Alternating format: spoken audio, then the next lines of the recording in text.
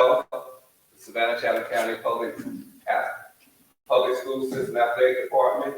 My boss, John Sanders, my co-workers, Kevin Brown, Tanya Lee, and Ashley Trimble Scott. We'd like to welcome all of you to this year's Football Media Day.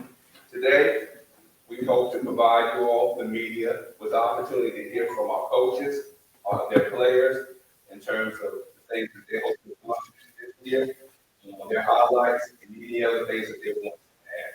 But before we do that, I'd like to ask the media to stand up and introduce yourselves. From the Savannah Morning News. Nathan Dominus, Prep Sports Report, formerly Savannah Morning News. Travis Brown connects again.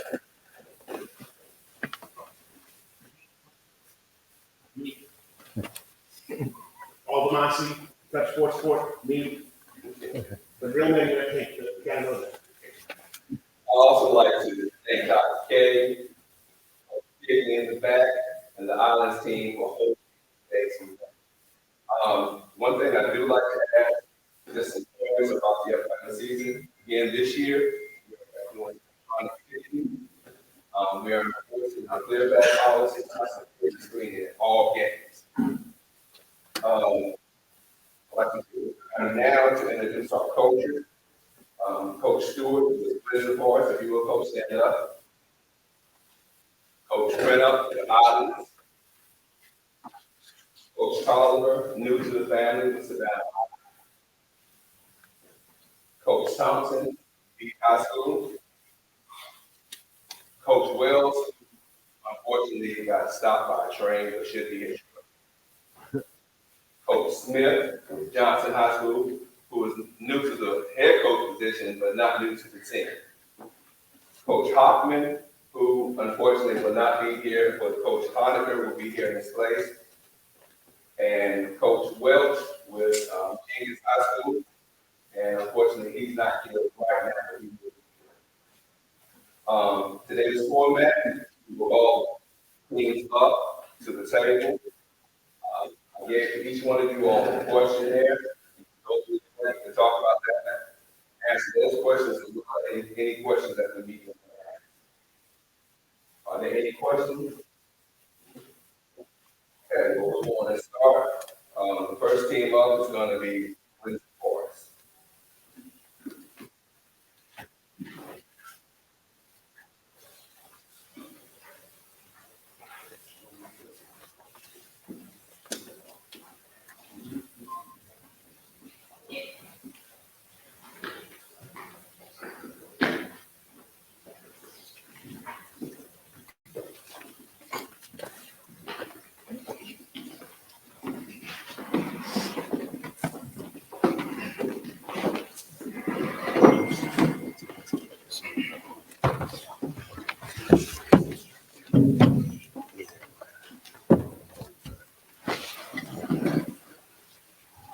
All right, good morning. Coach Jeb Stewart, Windsor Forest High School, going into my fourth season at Windsor, my 29th overall coaching. With me today, I have Trocon Johnson, Victor Walker, and Marquise Lunnan. So far this year, we've probably got about 70 kids in the program. New kids, probably about 25, 30 freshmen. Our key returning players are these three guys sitting up here with me today. Trocon is our starting center, played there last year. Just a hard-nosed kid. Found out last Friday night at Jamboree, or the scrimmage game. Could also play a little linebacker, so we'll play him there a little bit. Marquise Lunnan came on at the end last year, started catching the ball really well. Has shown great improvement, through the preseason. Had some big plays this past Friday night for us. And then Victor Walker played running back for us last year. We'll continue doing that this year.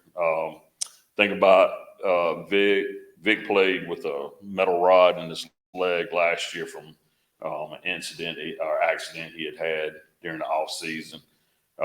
Really didn't know how much it hindered him until he had it removed, and what he's been able to do, in preseason practice. You really tell, he's getting back to 100%. Probably played last year 80, 85%. Key positions we need to fill this from last year's team's quarterback.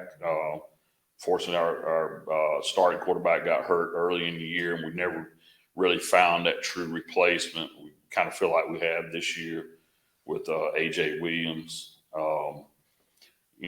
Back on the back end of the defense, secondary, we're really young, inexperienced. Still kind of trying to figure out where we're going to do with that. They said talk about the GHSA rule for the heat in games, managing it.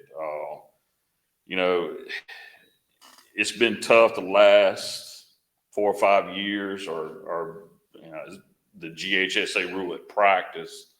You just look at like this past 2 weeks. It's been 30 minutes on the field and then you're off because the wet bulb's going off. You as a coach know you need more time on the field to get your team ready. There's only so many times you can go in a gym and do a walkthrough and get good work out of it. But you got to protect your kids, and there's been a couple of days out there that I didn't feel good at practice because of the heat. I would err on the side of caution, with the kids. This week, I think Monday we got 45 minutes out there. Yesterday we got 30 minutes, and we're getting ready to play our first game tomorrow night. With inside the game, I don't know. I was interested to see how it was going to affect the scrimmage game, but we never really got. It actually ended up being kind of cool at our game Friday night because of the weather. So I really don't know how it's going to affect it yet. We try to make sure our kids stay hydrated. So it's going to be interesting how that affects or impacts the game as it goes on. Our biggest games this year, to be honest with you, is every one of them. And especially, I believe this first one that we're playing Thursday night, and it's just getting your season off to a good start and being on a positive note. I left our scrimmage game Friday night. I don't know if the score really indicted it. We had some unfortunate mistakes in the game, but I felt like we played a lot better than what we had done in the spring. And I thought the kids played better. I really think this first one's probably maybe the biggest, just getting off to a good start for the season. All right, any questions? Hey, Coach, what was the biggest challenge about moving out of the local region into 3-2A last season? I think the biggest challenge going into that region, you're playing a lot of what they call one-horse towns. One school in the system. All the resources go to that school. Just coming in and seeing that atmosphere of playing at your home stadium. I just don't feel like we have that here like they have it. Pierce. Last year I think we ended up playing at Pierce, Vidalia, Tatnall, and it's just their resources that they had. Coach, with all your experience, maybe you look for certain things at this time of year from your team to show you where it's going. Where do you see right now from your team?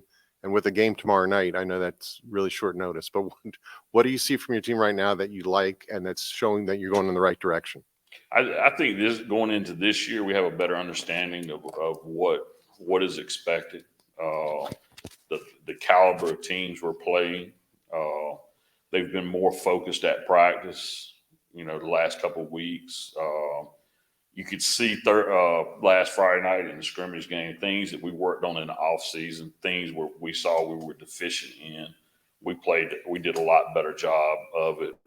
I think each kid is understanding more of their role, where they fit in, with the team. Coach, can you Coach, can you just talk about your offensive coordinator and defensive coordinator and the schemes on both sides, like kind of what you guys will be known for? Well, this year I took back over offensive coordinator. You know, we're going to be more spread. You know, to me, I can't really pinpoint a definite offense that we're in. I just think you've got to look to see every night what does the defense give you, and how can you put your best playmakers in the best win-win situation. Defensively, I have a young DC, Jamario Blige, played for me at Windsor, came on last year, and has really been a beneficial to me, and he knows what I expect. And, you know, we're going to be in some 3-4, 4-3, kind of back and forth, just depending on what, you know, offenses are giving us or trying to attack us with. I want to ask a question of the player that had the metal rod in his leg. Is that Victor? Yes. Is that right? Yes. Can you tell me what happened for you to have, and what broke, or what the circumstance was for the surgery, and when did you get to 100% if you have? Okay. Well, recently in the spring game, I broke my ankle, so I'm still currently not at 100%. But in February of 2022, I broke my fibula into 3 pieces, and I had a metal rod and about 8 screws in there until December when I had it removed. I rehabbed it, then I came back for track season, and we made it to state in the football place, 13th, but they showed a lot of improvement once the rod was out, and I'm looking forward to the season. I think this will show a lot of things to a lot of people. Left or right? Right leg.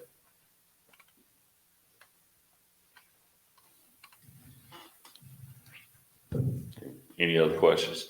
Side note, Victor is looking at, after high school, going into pre-med, and with emphasis on, what was it, bone? Yeah, injuries. You know, I feel like he's got a lot of experience with it. You really can tell his patience. You know, I know what you're feeling. So it gets pretty good grades, I guess. Yes, you know, he's always been one of our top academic kids. Which all 3 of these, the reason they were chosen, you know, not only what they do for the team, but also academically. You know, they're 3 of our top kids, you know, on our team. Now, I heard they're redoing Windsor Forest, the entire campus, pretty soon here, or is that already underway? Yes, it's you know, they're starting to clear things. We thought we were going to lose our practice field a lot sooner.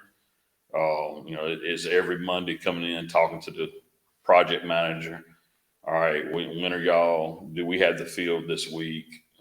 You know, they're starting to clear closer and closer to the practice field. So, you know, any week we're going to start going off campus for practice. Where will you go for that? Right now it's probably going to be STEM Academy over there. All our stuff's been moved over there. We just we haven't gone there yet, just because I don't want to lose that time. I want to stay on campus as long as I can before we have to make that move over. Coach, I'd love to hear from the players as well, individually, but as a team, what does success look like for you this year? You want to ask one of them? Absolutely. Success is like when the most games possible, being back to 1-9.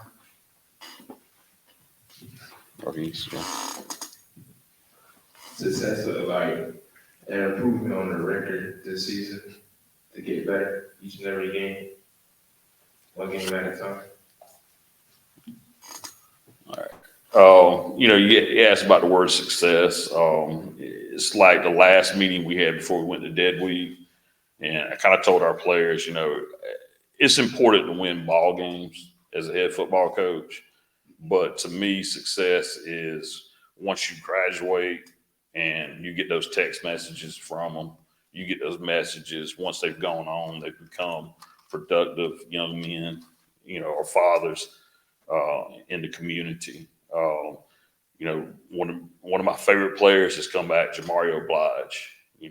Unfortunately, he did not get to finish his college career playing football, but he's come back and he's putting his effort back into Windsor Forest where he graduated. He's got a little rec team, and it's just like guys like that have come back, and you see that they're positive. Not all kids are going to go off and play college football, but do they have a true plan after high school, and are they successful? And that's what rewards me for doing this. So that to me, win more ball games than we won last year, but success is 5-10 years from now, where are these kids at in life? Any more questions? All right, thank you.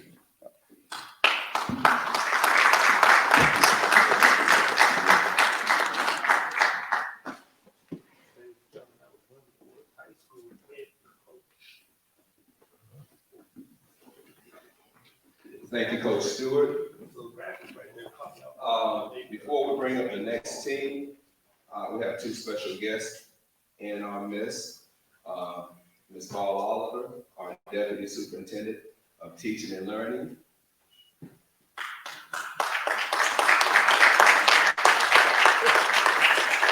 And the principal here, Dr. K. Dr. K, before I'm doing my intro, I thank yourself and your staff here for allowing this opportunity to host our media day here. But once again, I'd like to say thank you. Okay, next coming up is Islands, Coach Printup.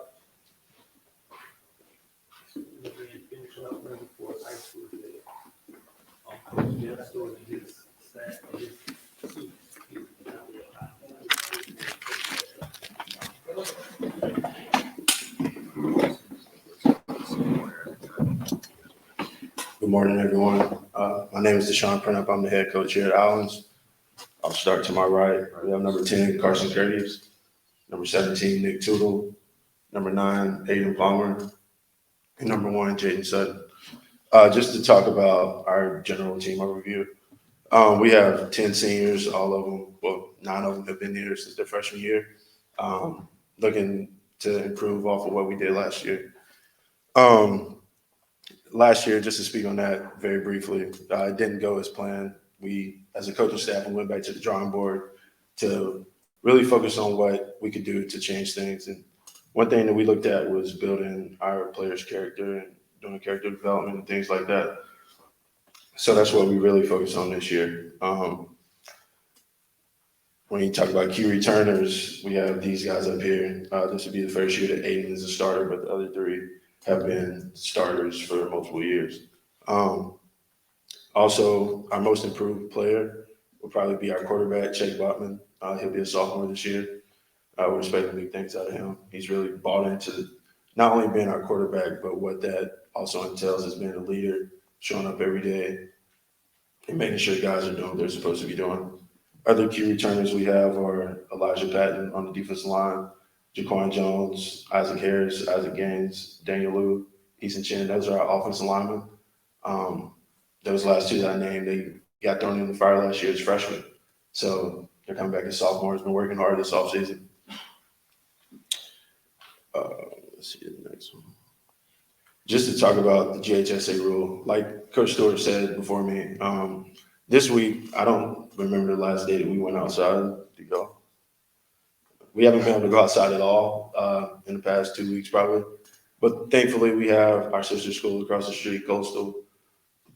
They've allowed us to use their gym, so we can practice and do some things in there, not only just walk through stuff, but it's enough space to actually work on some quick game and some inside and stuff like that. So we're very fortunate to them. Also, just the rule in itself being hot. These guys ask me every day, can we go outside today? I'm like, no, sorry, it's 94 on the wet bulb, it's whatever it is. And they're like, how are we expected to play in a game on Friday if we haven't experienced the heat? And I told them every day, we just have to keep going hard in practice, doing the things that we've talked about, and making sure that you hydrate and do things of that nature. Biggest games this year, I mean, it's easy to say one particular game, but I would say all of them. These guys, talking to them back there about it, they've all named different games. So for the common consensus was our region schedule. Those are the biggest games that we have. With defending state champ in our region, you know, that's always a big game. Would have been our last one. I think that's all the questions on here. So I'll take questions from the media now. All right, Coach. Hey, could you tell us a little bit about what Bachman looks like at quarterback and what the offense will be like with him behind center? Yes. So Chet is more of a pocket guy. He's not a run first guy. He's a throw first guy. So our offense, we put in things with him being a young guy to give him early success. You know, quick game stuff, different easy small reads that he has to make just to build that confidence and so he can continue to grow. Coach, you said you had to go back to the drawing board. Where do you start on the drawing board? What's the first thing you kind of want to impress on the kids so that last year can be built on? When you don't win a game, you have a 14-game losing streak. You're so anxious to get that over with. What did you grab hold of? And if the guys all want to say, what was the thing that they grabbed hold of to push them through all these hot days? All right. Well, I'll go first just to talk about it. The biggest thing like I said earlier, we went to building things off the field. We started there first. Went to a lot of different coaching clinics and listened to some great people talk. UGA, Texas, Clemson, they all talked about the first thing they do when they get their people on campus is they build the person first, then the player will follow. So that's what we worked on and focused on this offseason, was building the person. So I'll start with Jaden on that. How you doing?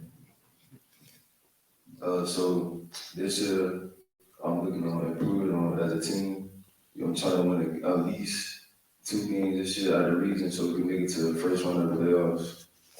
Big games that we got to play this year is BC, New Hampstead, and I say BC, New Hampstead, and what's that? You said Savannah Christian. Oh, yeah, Savannah Christian. But we got a team to play this Friday, Calgary, and we just got to come out and execute and play as a team, and hopefully we can keep a close game. Just ask him to repeat the questions. I know you don't remember. Or what was the question you wanted us to answer? Let me say, Coach was talking about going back to the drawing board. What was something that you kind of latched onto to get you through all these weeks and months since last season? We all just want to improve. Last year, we went 0-10. We want to at least win a few games this year and just improve overall, both mentally, physically, to just get better. Yeah, I mean, obviously we want to improve on the field, but I got to give props to our assistant coach, Rusty Perry. He's been doing a lot with character development, and I believe that's helped our team a lot this offseason.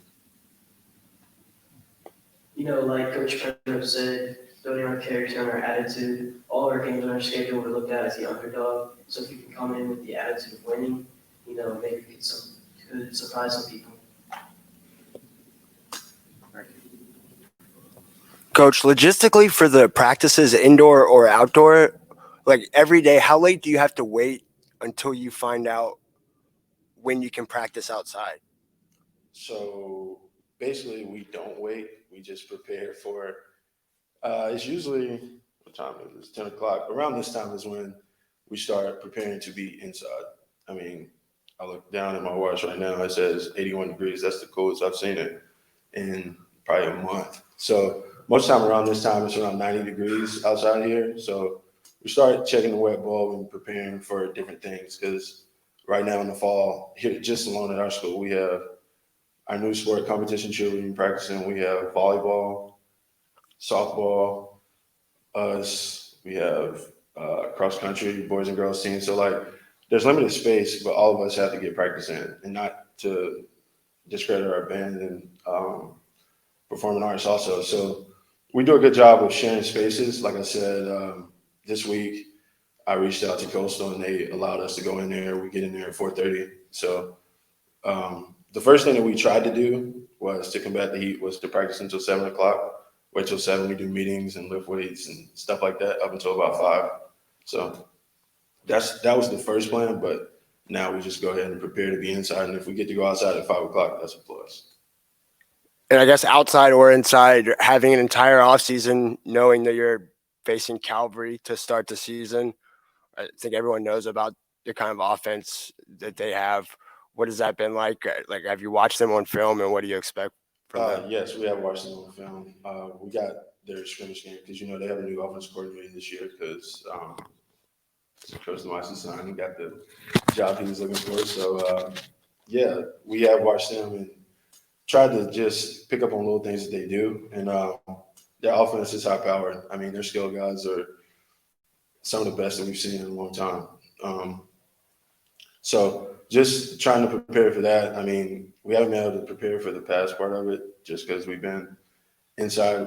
I can't say we haven't prepared, but we worked all season on our different coverages and man techniques and things like that, but we haven't been able to just show the guys the type of routes that they're going to run outside of just watching film.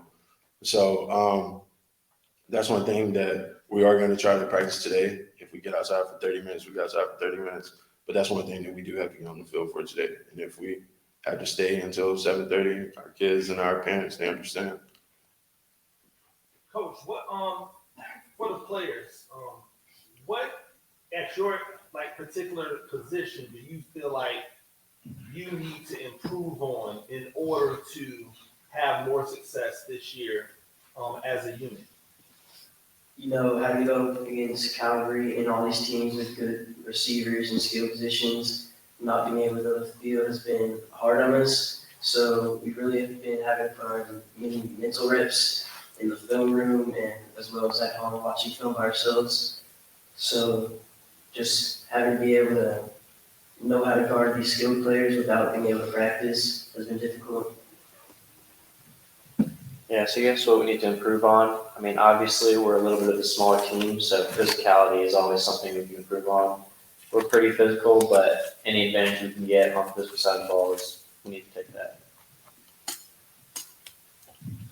I feel like we can, as a team, we can improve every position. Me particularly, I play linebacker. I think I need to be more physical. Last year, I know I was a lot hesitant to try and go make a play, but I feel like if everyone can align correctly, know their job, and then we can be a lot more successful. So I feel like our offense can improve because our offense is the key to winning our game against Calvary because we can't have a lot of 3-and-outs, and we just got to move the ball and waste time and try to do our best in that game and try to keep it a close game. All right. Are there any more questions? All right. Thank you.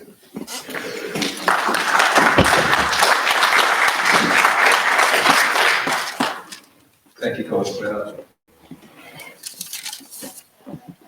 Next, we have Savannah High School.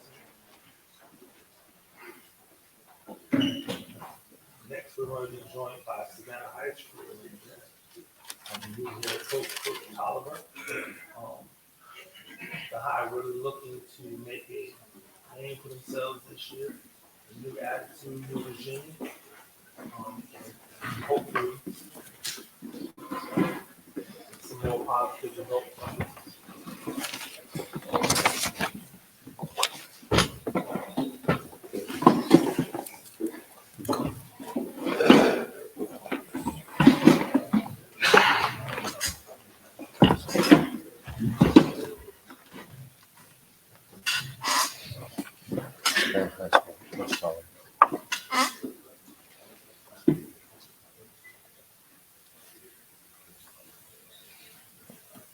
Good morning. I'm Coach Oliver, head football coach at Savannah High School. This is my first year coming in, and today we have Jerome Ledbetter, McKean Merv, Stephen Fox, and Jerron Davis. General team overview. We have about 45, 50 kids. We had a big number come out once school started. A lot of freshmen coming out. So I'm excited to get them in. And looking at experience, we are very inexperienced. I think we have 2 to 3 seniors, and he's one of them. The rest is sophomores, a lot of sophomores, some juniors, but we are very inexperienced there. Returning players, we only have a few that are coming back. Stephen Fox, Stephen Fox, McKean Merv, he's coming back. Trey Harmon. We have Maheen Biggins, he'll be back, and just Elijah Williams at corner, he'll be back as well. But other than that, these guys are coming fresh off of JV season, and filling in their spots as needed. Next question was what player has made the most improvement from last year? Personally, I think it's been the whole team, just coming in and installing new stuff. Those guys have been dedicated this summer, and they've been there. Some of these guys, both of these guys, actually all 3 of these guys right here had perfect attendance this summer every day in the weight room and trying to get better and learn. As a whole group, I think we've made improvement from last year. What key positions do we need to fill? I think one of our biggest, it's not just from last year, is our secondary and a receiver position. The reason is we lost a few players recently for academic reasons. But I think if we can improve on that, that would be good. And there's going to be some kids that are going to have to step up that wasn't expecting this year. They were going to be kind of JV guys, and then now they're in a role to start at receiver. We've had Jerome. He came in last year, so he wasn't able to play last year, but he came in, and I think he's taken a big as a leader as a role there. I'm expecting good things out of him and Merv at the receiver group this year. So the rule about managing heat. So this again, it's all kind of new to me, but I mean, when I was at May River, same thing happened. It's hot out there. As other coaches have said, we've been trying to get in 30 minutes of what we can get in.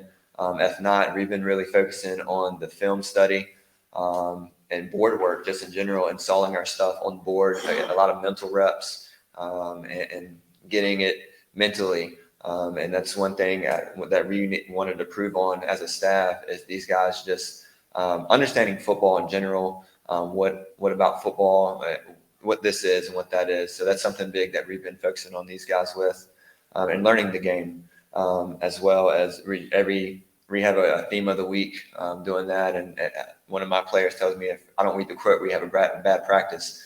So I make sure I read that quote every day. Other with the heat, it is what it is. So like I said, we're in and out. And like the other coaches have also said, the storm, the weather hadn't been great at all for us these past 2 weeks.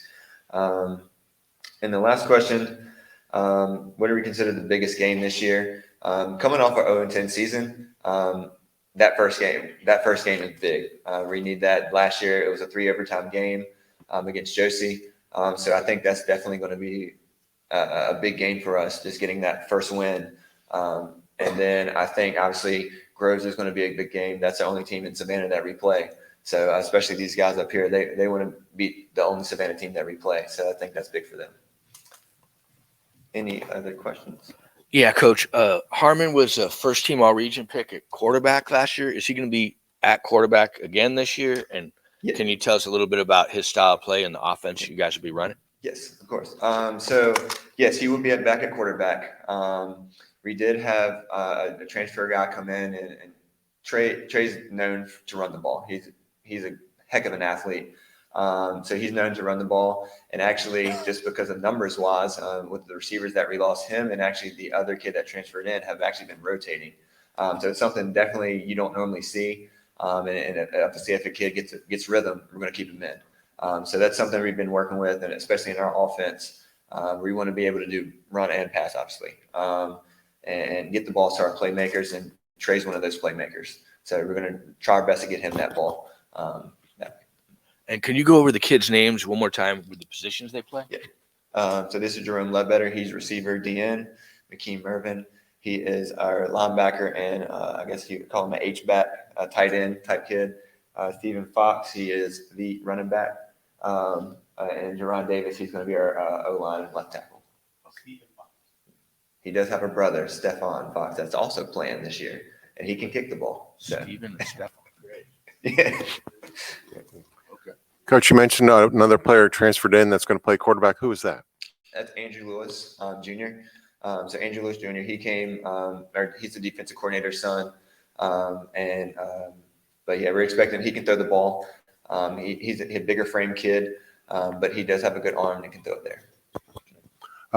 It's your first year, and you mentioned last season and the team looking for its first win.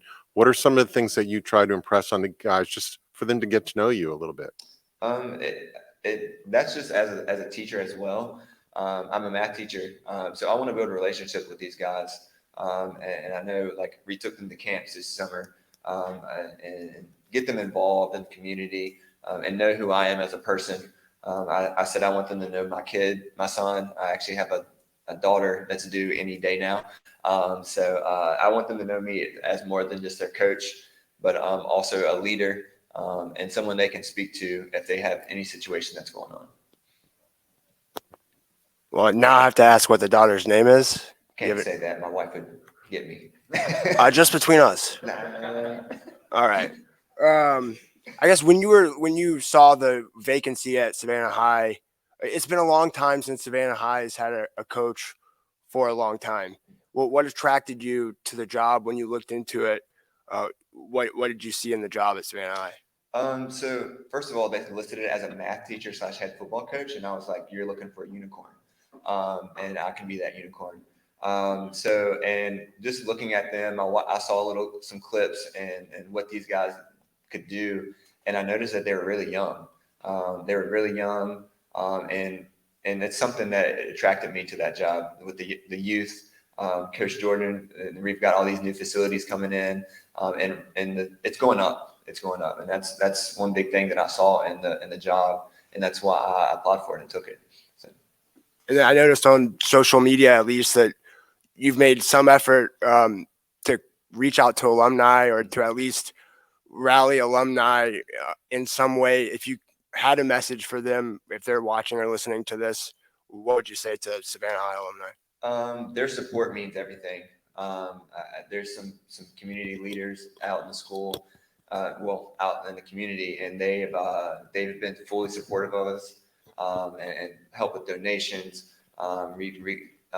Leroy Benton at Jenkins, he's actually donated some money to us too, and we all have our practice uniforms stuff now. So it helps out a lot, and to change that program around, we need their help, and we greatly appreciate it.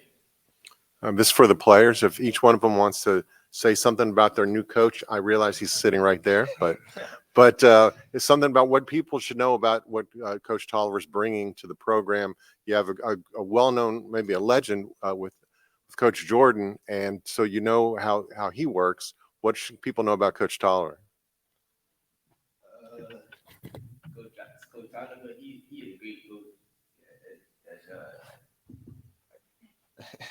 Just a great coach, man. Coach Tolliver, we want to make sure you're a better person, not just a football player, but as a human being in general. He's a great guy all around. Coach Tolliver, introduce new things to the team, brought new things, so there's more introduced. He's teaching us more also, and he's just being helping us build our character, helping us get better as a team and as a person. And he just wants the best for us and best for us as a human being.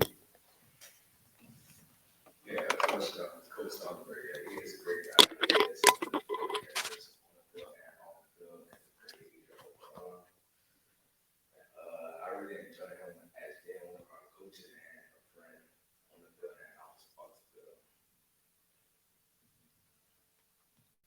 Now, my question to the players is, you got a great guy now coming in, young, energetic, but you're also getting all these new facilities. I remember way back when, because when they built that field house, the locker room, the gym, the Ron Love Center. I mean, all new facility. Now you guys are getting that again. What makes you guys excited about all this? What about new facilities, a new practice field? Tell everybody what it feels like in school that you guys now are getting recognized as a football program. Well, it shows us that y'all really care and that y'all want to see us succeed as a football team. Y'all want us to get better. Y'all giving us new facilities, and you want to bring wins home to Savannah High football and change the culture. It says that, you know, saying that we're important. We're not just who I'm playing, but we're like human beings in general. And that, you know, saying that means that they want us to be better, be great. You know, saying because the trophy that trophy.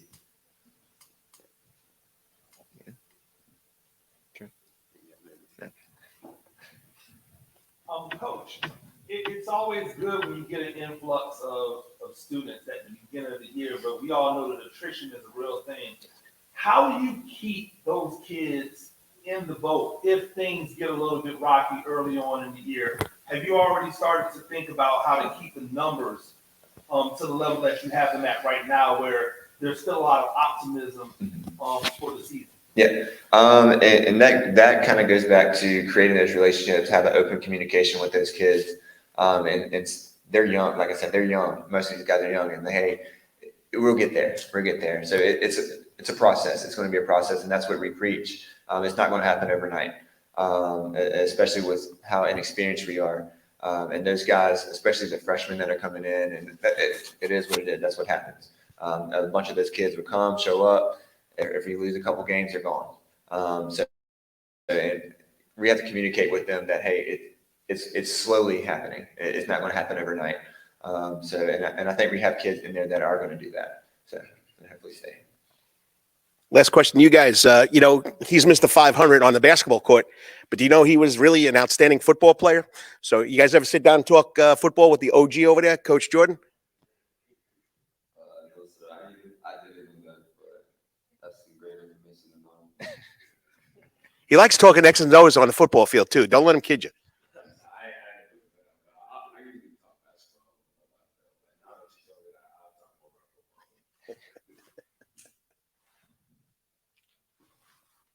Coach Z, he just a great mentor. You can go to him about anything. He'll just show up and everything. Coach G, when I first met Coach G, he told me it's football, but I ain't know nothing about basketball. He told me you need football for the better Steve. And I can say with Coach Jordan, he's helped me, mentor me a lot coming into this position, kind of know what to expect. And I'm glad he's in my corner. And Miss Pottinger, she's back there. Give her a shout out. She showed up today for us, and she's helped me out a lot too. Coming in as a new principal, I'm sure it's hard, but she's been supportive of all of us. And I know she has my back, and I have her back. So it's good coming in with new admin, having Coach Jordan with me. So it's been really good. Any more questions? All right, thank you. Good job.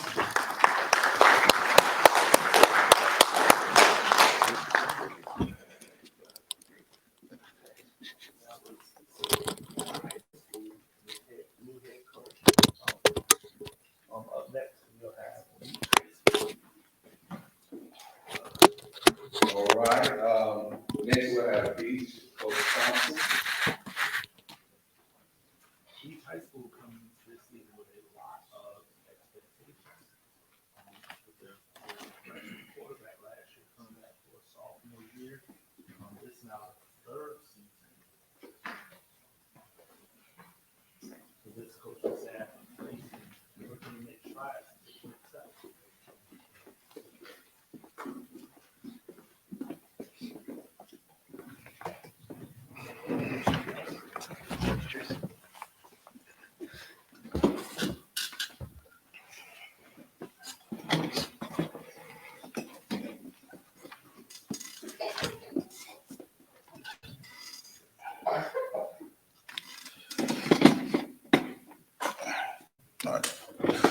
say good morning to everybody. Coach Thompson from Beard High School. Sitting to the right of me is Dakari Smith, sophomore, DN, tight end, quarterback, number 4, Demetrius Holloway, left tackle, zero technique, Jaden Hamilton, and DN, left tackle, I have Ricardo Bright. General team overview, we had a tremendous amount of kids come out. They see the new facility going on at Beach High School. The influx of 30 freshmen come out, that's always a good thing when you start to try to run a program. We're going to have I think our JV team is going to really build up and pick up this upcoming year. Returning players, these guys up here obviously are going to be some key players for us. I also got running back DeAndre Jones, wide receiver James Tisby. I also have a center, Jeremiah Bay. Most improved. I think this year our offensive line in the trenches, I think we improved tremendously there. I think our passing game is going to improve because we're going to have a better running attack. Our tempo on offense is going to improve because we are creating an up-tempo offense. Communication-wise is going to improve. Key players to fill on the field will be obviously our wide receiver position. We lost a great wide receiver last year, Ryan Lovett, that could stretch the field for us.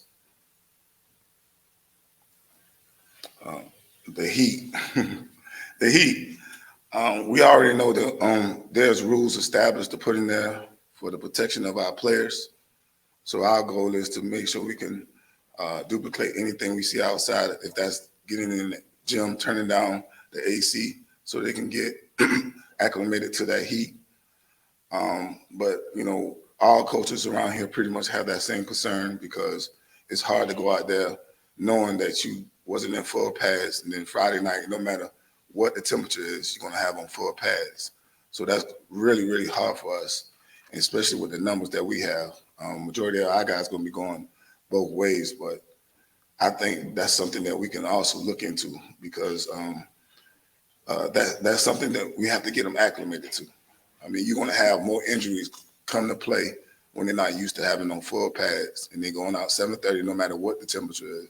They're going out there and play. The biggest game this season, all of them. We respect all our opponents. We're going to try to increase on the win column, but it's all of them. We got a tough region. We respect all our region players, and we just want to go out there and compete and have some pride while competing. Questions from the meeting? Yeah, Coach. You had Demetrius and Dakari, both freshmen last year, having great seasons. How have you seen the improvement with Holloway at quarterback? And tell us a little bit about Dakari able to play so well as a freshman up front like that. Well, I think this young man has a bright future, and he's also a very coachable kid. I know he's had a rough summer because he had to deal with me taking over the offense, but he's really came into play. He sits down with me, he asks questions, and he asks the right questions. So that's, as an OC, that's what you look for in a leader of the offense. I think Demetrius wants some rebuttal time maybe about do you want to say anything about what it's like to have Coach Thompson there? I know he's a linebacker at heart, right? Yeah, really hard on me, to be honest, but I just know it's for the better. And I learned a lot from him, and it's all pay off this season. Coach, can you talk about you mentioned the numbers and guys playing both ways. What was the roster number last year, and where are you at this year? Well, I'm going to piggyback off of Coach Tolliver said at Savannah High, when you don't see much success at the beginning of the season, those numbers begin to fall. So our thing is we're going to have to build that companionship with our players. So let them know that it's a process. Within that process, they're going to become some good games, some bad games, but it's that mental toughness that we're trying to establish at Beach High School. So the numbers we're looking at right now, between 47 and 50 kids, But our goal is to maintain that number so we can build on them in the future.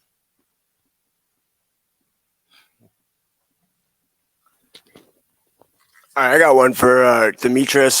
Did you work at any summer camps over the summer? And if so, who's your favorite coworker? Sounds like an inside. Okay, thank you for that. And then, Coach,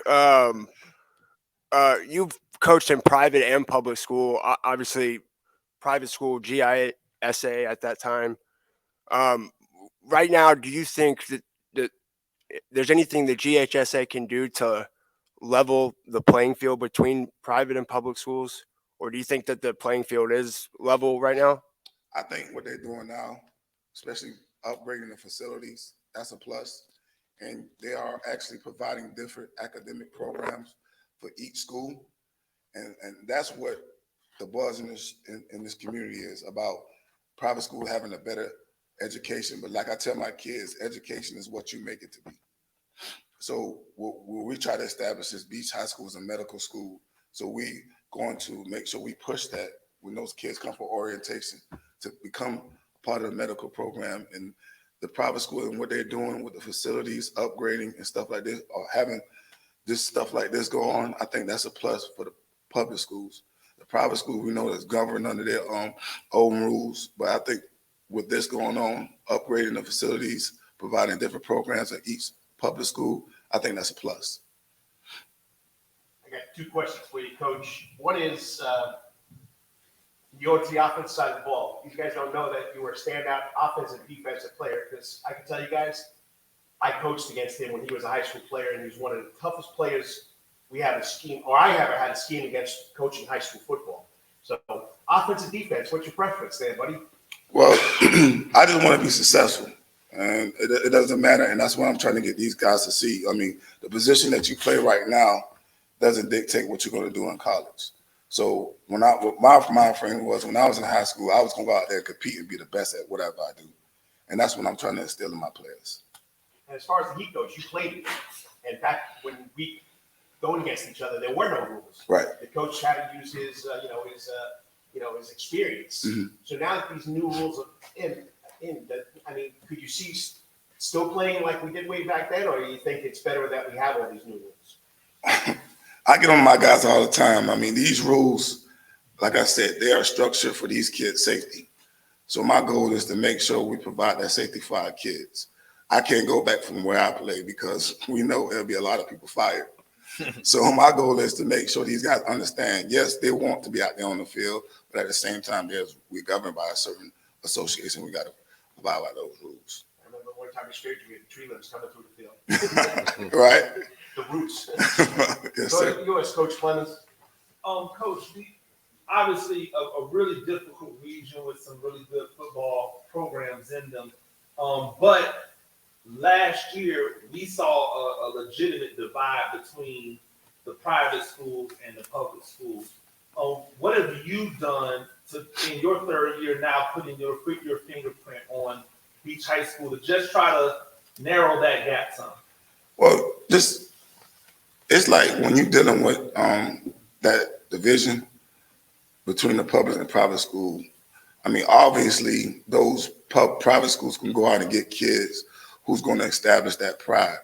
So with those kids walk into Beach High School, that's what we try to do. I mean, if it's just getting, like recently at the pep rally, I made my football team get out there and sing the Auditorium in front of the whole school. Doing things like that, the little things develop pride. I mean, I thought that was one of our flaws last year. We didn't have pride put on that uniform. So my goal is to make sure when we win, lose, or draw, we're going to have pride. And we're going to have to take pride in whatever we do. And for Demetrius, we've heard a lot about the quarterbacks in this area, but we haven't heard as much about you. Are you really looking forward to showing the state and beyond all of the things that you've been working on? I know you've been grinding all summer. Are you really excited to show them the new tools that you have in the bag this year? Yes, sir. I feel like this year is going to really be my breakout year. A lot of people go see what I could do. I mean, I feel like last year I made some noise in the city, but I got to make some more. You know, that's it. For the players, coach is talking about pride, bulldog pride. What are you guys doing to bring that pride back to your teammates, the 30 freshmen coming out there, if they're still out there? What are you guys doing to instill that dog pride? Well, me, like during school, they'll be nervous, like nervous for no reason, no one to talk to nobody, no one to talk to the teachers, ask for help. So I'll try to encourage them. Like during practice, they be scared, like they're nervous getting reps and stuff like that. So I'll just like encourage them to get more reps and break out that little shut in. I say communicate with each other. Like being close at school, hanging with each other more, but just building a relationship with each other. That's what's really important. Coach, give it to the big guys in the trenches.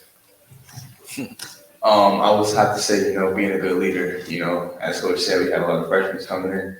And, for us upperclassmen, be good leaders, give them a helping hand, through the school, outside of school, on the field, off the field, just being a good leader to the younger guys. Yeah, to piggyback off what Coach Thompson said, in the middle of the gym in front of the whole school, singing the automata, yeah, that gave us a lot of pride. Sitting in front of our classes, just showing the younger kids, like freshmen and sophomores, to be there in front of the classes and stuff. How's it go? How's the alma mater go? It's be our alma mater, dearest school, so true. That's just the flow of it. That's good. Any other questions? You challenge every other school to do theirs now. Good stuff. All right. Thank you, Coach. All right. Thank you.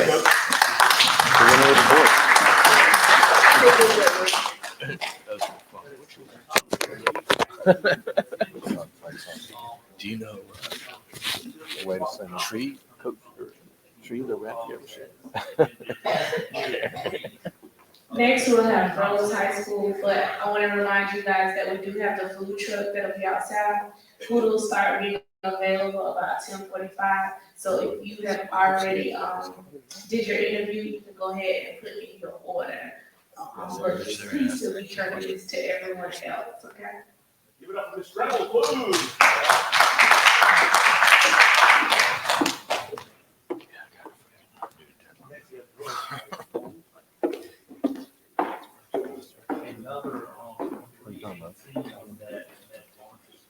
Oh, I did that a few. Yeah. What's wrong with that?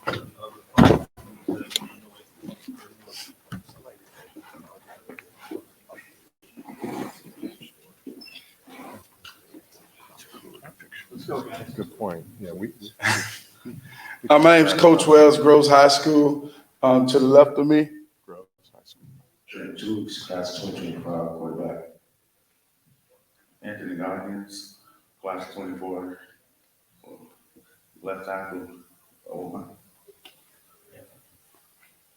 Aaron Dillard, class 2024, quarterback receiver. Jalen Mozone, class 2024, receiver, safety.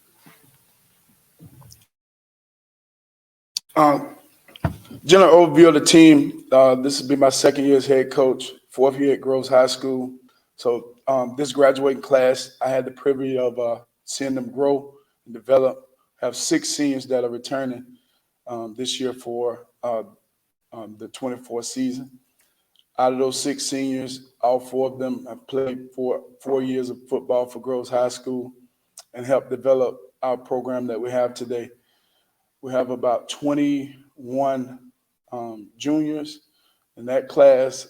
Out of those 21, 17 of them played football last year for a continuous amount of time throughout the season.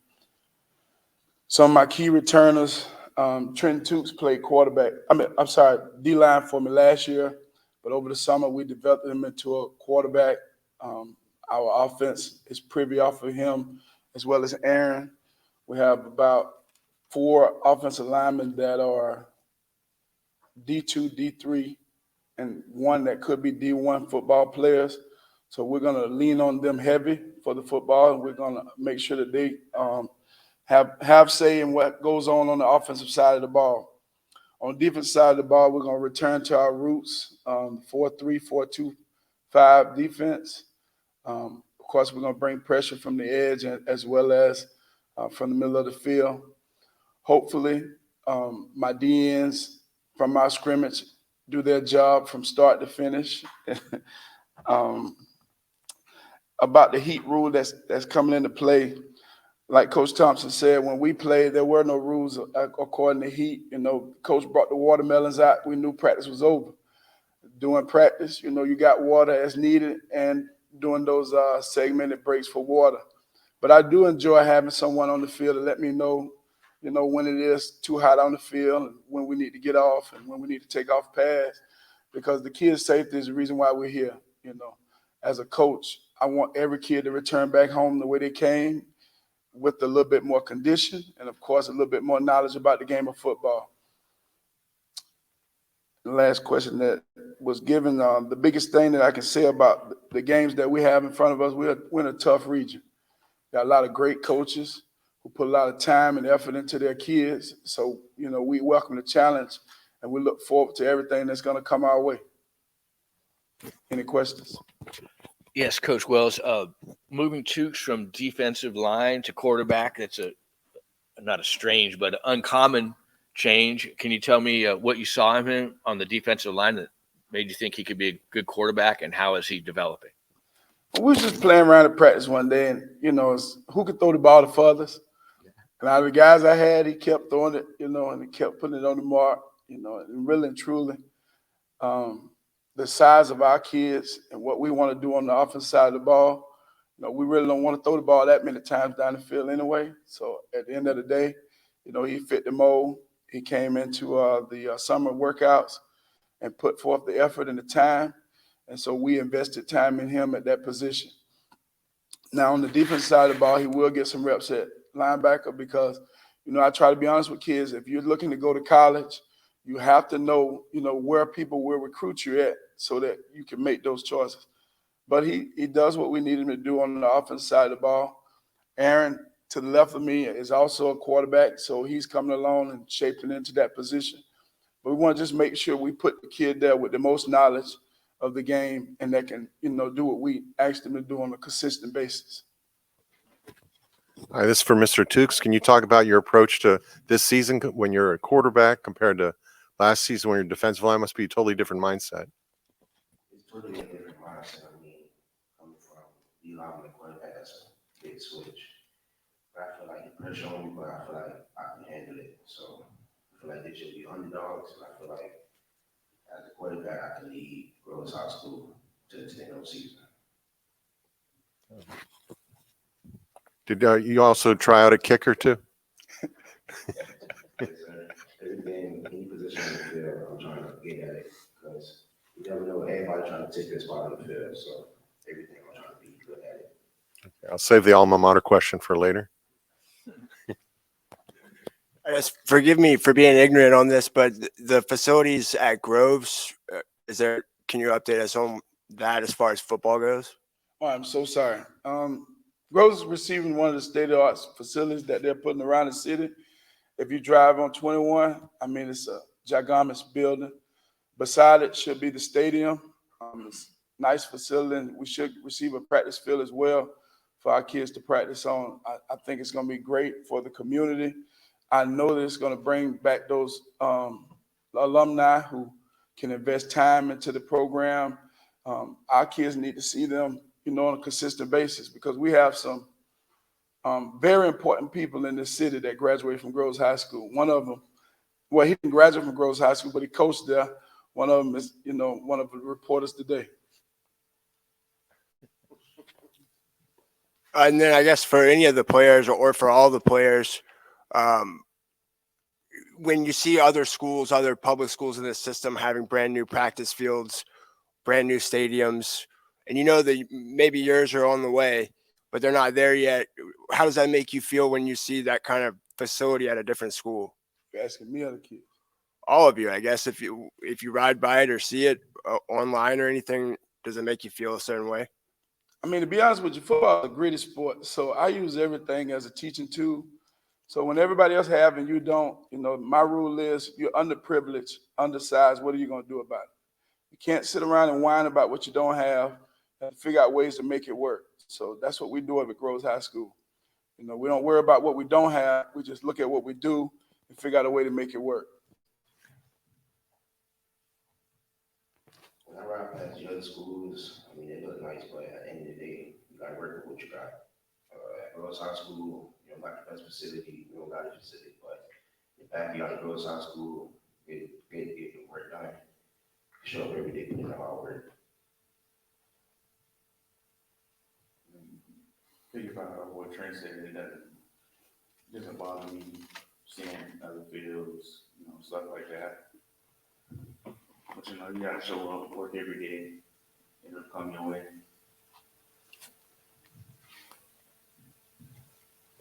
Just like what they said, really, it doesn't bother me, but it's like seeing all those other facilities that maybe require to get, so we'll be happy. Yeah, piggybacking off what he said, push me to be better. Doesn't matter where you started, when you finish. You feel me?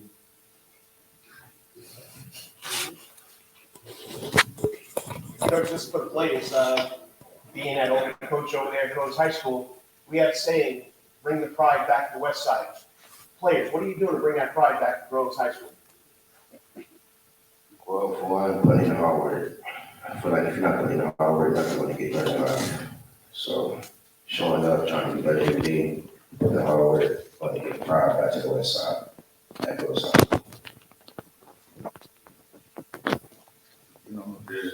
Being a leader for the underclassmen and the upperclassmen that's just coming.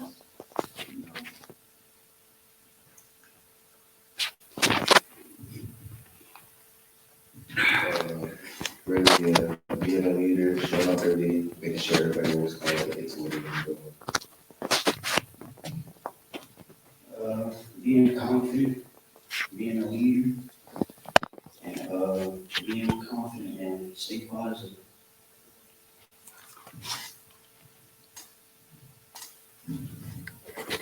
Anybody on the alma mater? I think I remember the last slide, that's the light shine on the old Groves High School, I think, something like that. Maybe Coach Brown can tell you. Coach, I'm curious, how important is it when you're a program that's continuing to try to build and sustain numbers? How important is it to do things like mining talent within your own team? Taking a guy who's had success at another position and possibly trying him at a position that you think could help, you have overall success at the program. Well, I had to revisit my roots. When I played for Coach Rutland, we had 23 athletes on the field. That was from practice to game. And to be honest with you, 22 of us played football. One, we knew whether we were going to get in the game. And what I went back to was you got to invest the time in the kids that are there, make sure that they understand what the expectations are, and put pride in what you have. Last year we had like 72 kids, but at the end of the day, only 11 can play. And if you don't invest your time and efforts in those 11 that are going to get on the field, then you're going to waste time, trying to invest in somebody who will leave once the losing starts. So we put a lot of pride and time in these kids that we have in front of us, as well as like I said, the 21 juniors that we have, because the expectations are, we're coming to every fight ready to play. Coach, how many total do you have out this year? Have 61 on the roster. 61 on the roster. Coach, thank you. Thank you.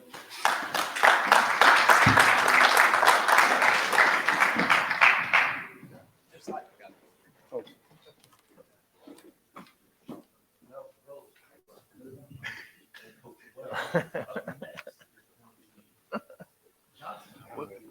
What kind of offense? All right. when it's Thank you, crunch Coach time. Wells. Next we'll have Johnson High School with Coach Smith. Your playbook.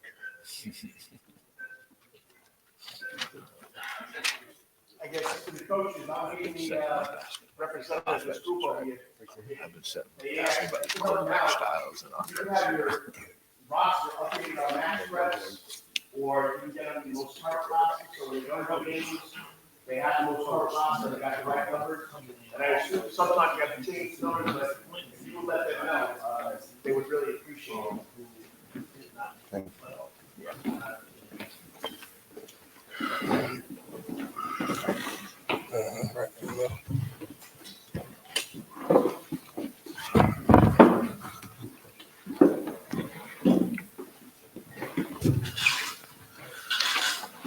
Good morning. My name is Steve Smith, head coach at Johnson High School. Right here, we have Jadon Pugh, wing back and cornerback or DB all around. We have Thomas Hill, offensive line extraordinaire and defensive end. We have Mason Mitchell, offensive guard, nose guard. We have Isaiah Scott, running back, as well as inside linebacker. Overview, man, right now on the roster, we have about 53 to 54 kids. We still have a couple of kids coming in, freshmen and sophomores who didn't really know much about the summertime. We had a great summer. All of my seniors, except for one, had perfect attendance. Well, two had perfect attendance, or 1 or 2 days missing. So I was excited about seeing them come back and be excited to put the work in with a new regime change. And so I'm proud that they were willing to continue to put in the work behind all the stuff that we've been doing for the past 5 years. My key returning players, obviously these guys up here, we don't have a lot of experience as far as starting. We still have 15 seniors on this team where we graduated about 22 last year. Nation Mitchell, he started last year for us on the offensive line and the defensive line. Isaiah Scott started inside linebacker for us as a sophomore and made a lot of noise. And he just went in after his freshman year and said, hey, I want to be a starter. Put the work in last summer, put the work in this summer. He's going to be a key player for us. Thomas Hill as well, put a lot of work into the weight room, started on the offensive line for us all last year. He'll be starting on the defensive line for us this year. Jadon Pugh is going to be huge for us on offense and on defense. So these guys are important. Bacon, Malachi Bacon, our quarterback, hurt in his hand last 2 games of the season. He's healthy now, but we also have added depth to that position with Malik Brown. He's a sophomore. He's going to be putting a lot of work in field for the quarterback position. As far as everybody else, we're playing 11-man football. We don't have any guys who we're relying on just to go out there and make plays for us one by one. We have 11 guys who expect to do their job. And that's going to help us be a better football program this year. The player that's made the most improvement from last year, definitely Malik. He was a JV guy primarily. I don't think he saw the field last year at any varsity time. And so him going from just a JV guy, receiver, really kind of quarterback a little bit, to probably being the main guy at the helms of our offense this year, made some huge improvements. Jadon has also made some big improvements on the offensive side and defensive side of the ball, where he's just taking a role on as a senior leader to make sure he does things that he needs to do in order to help us be a better football program. Outside of that, the summertime has just been a time for the entire team to improve. So we got a lot of young guys and a lot of inexperienced guys that's going to be making their first starts on varsity. So everybody that had the time to improve and be a better football player over the summertime. Key position that we need to fill from last year, obviously losing about out of 22, 18 starters from both sides of the ball. We got to obviously get better at our running back position. We lost 2 senior running backs last year, but I think Isaiah Scott and our committee of running backs is going to fill that void very nicely. That offensive line, we lost some very key players. We had 3 seniors on that offensive line last year, so they're all going. So we got some guys now that's stepping up to the plate, nice size guys, working hard in the weight room, doing the things that our offense coordinator been asking them to do to the best of their ability right now. But obviously, we think that they're going to be the ones that's going to carry this team, that offensive line and defensive line as well. All the coaches before have spoken on it. The Heat, the GHSA policies in the game right now, it's tough to even be outside. I'm pretty sure all the coaches feel the same way. The biggest concern we'll probably have on Friday nights is making sure that we know how to tackle in the open field. It's tough to get some real tackling work in when you got to be inside. It's tough when you got to just watch film and pretty much do walkthroughs and thud up in the gym where you got to share a gym with the volleyball team.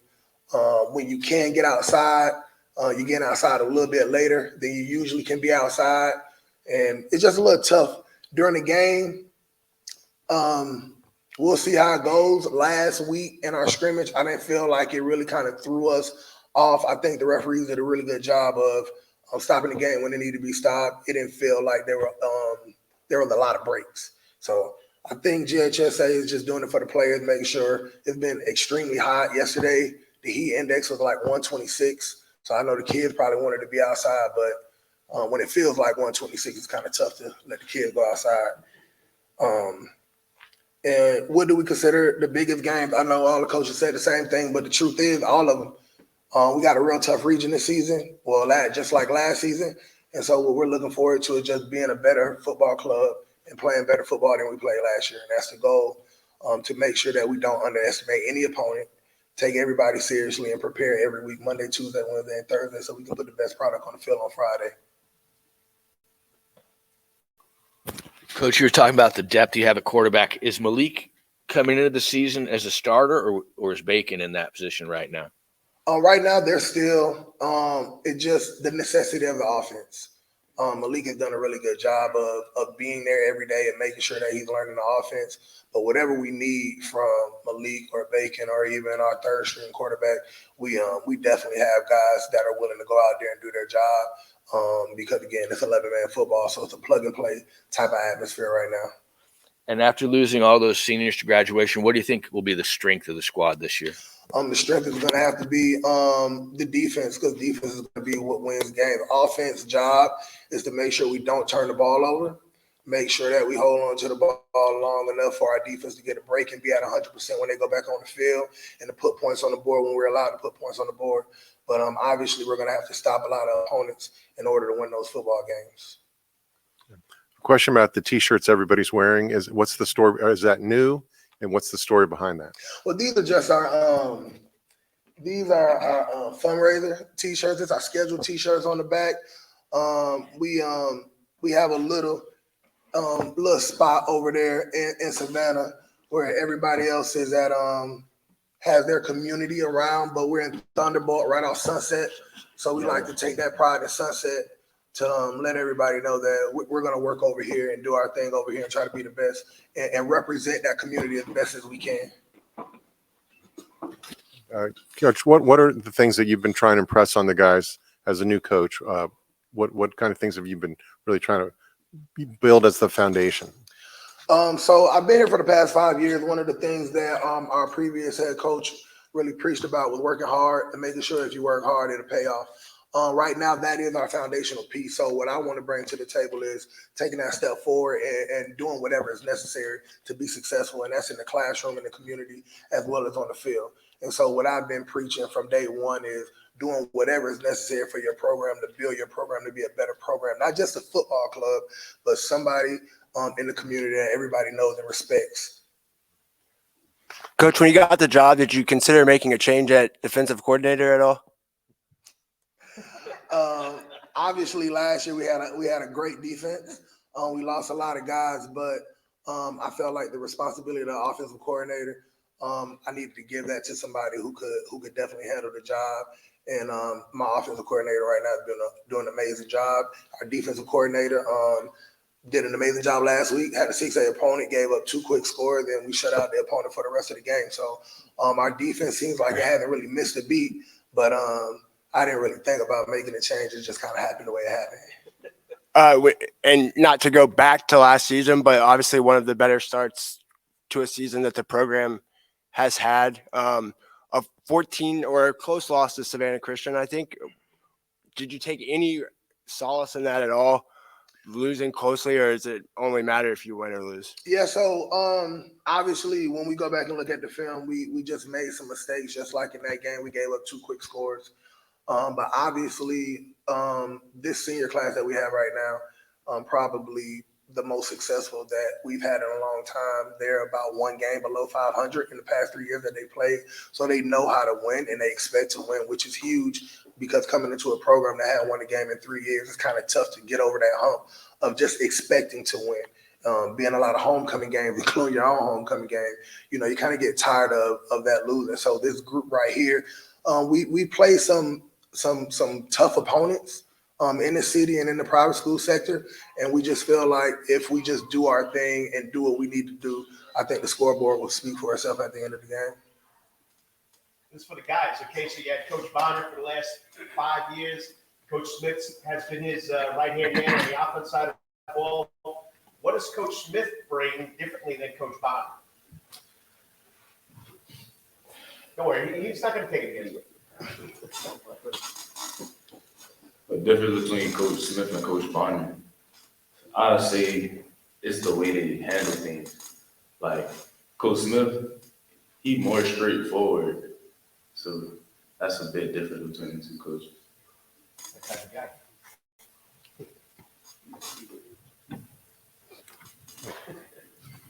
What I would say is the difference between the two is how Tom said, yeah, Coach Smith is straightforward, but also Coach Smith cares about, I feel like Coach Smith cares about us as a man more.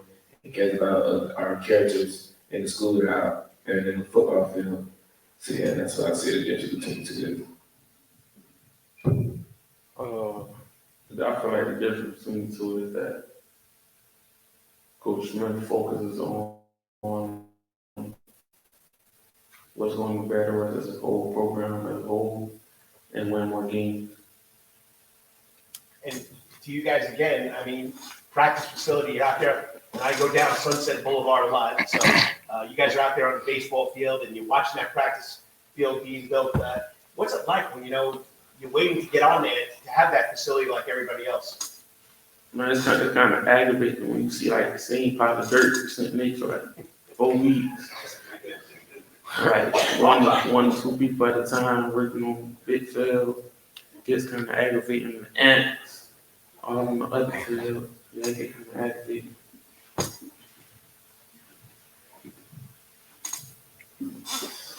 Like Nisha said, it do get aggravating, but you can't really dwell on it too much. You just gotta get what you can get, build up from what you can have. Like they said, it get aggravating. Overall, though, I try to preach, life is 10% of what happens to you, 90% how you respond and how you react. So obviously, we haven't had a practice field all summer, but we've been making it work with whatever we can make work on the baseball field in the gym.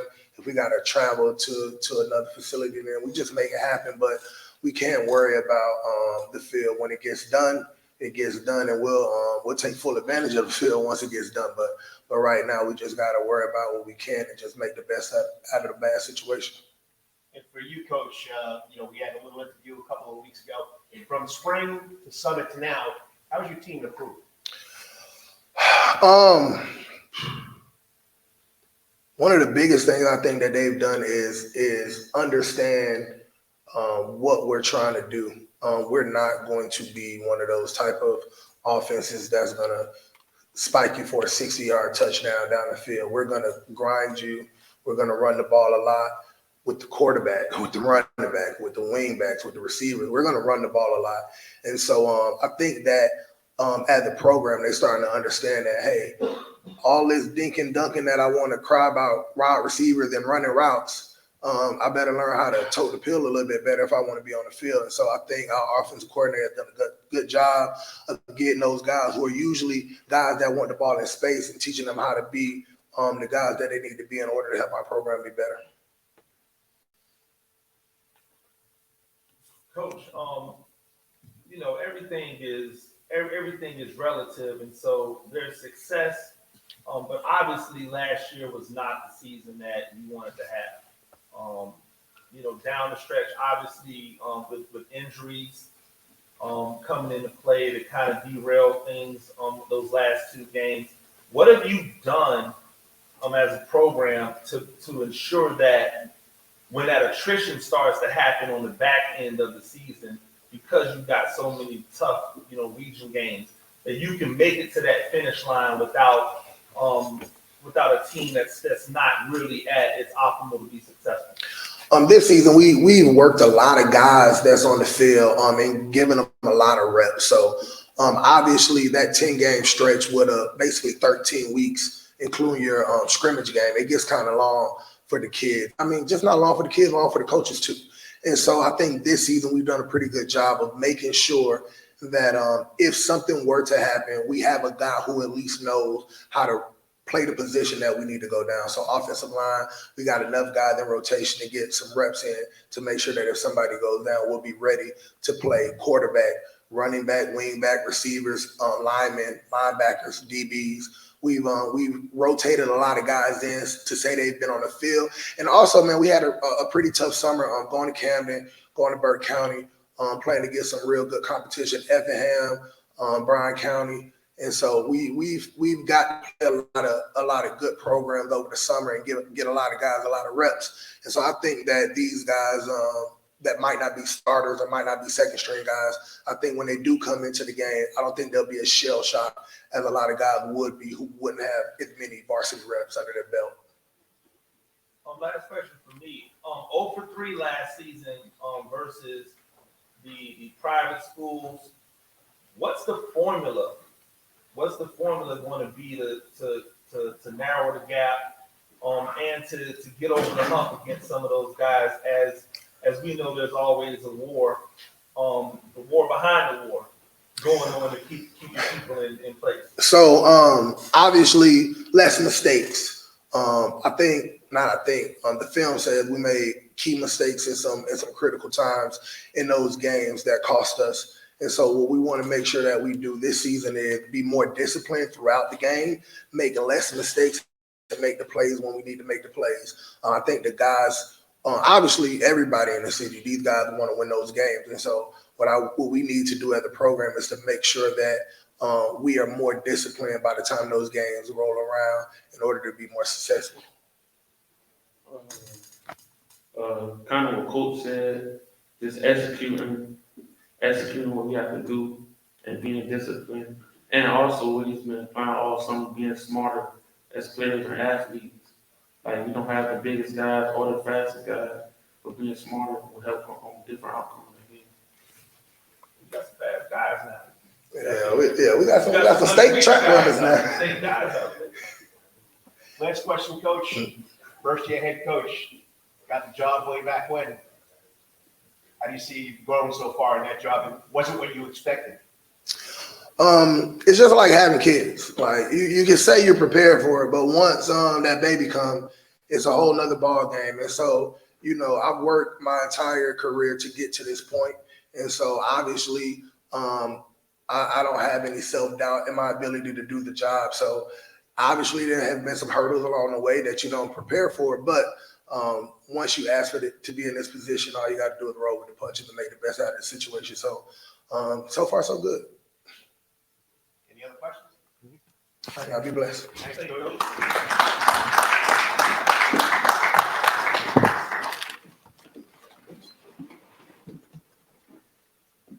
And that was Steve and Johnson High School.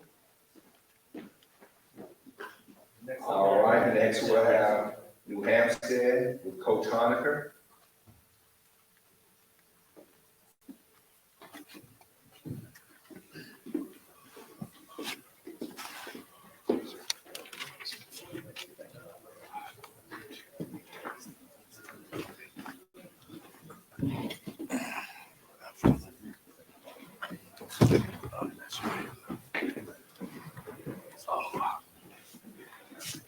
Good morning, guys. First, I'd like to apologize for Coach Hockman not being here. He had an issue come up with school, so he sent me. My name's Rick Honaker.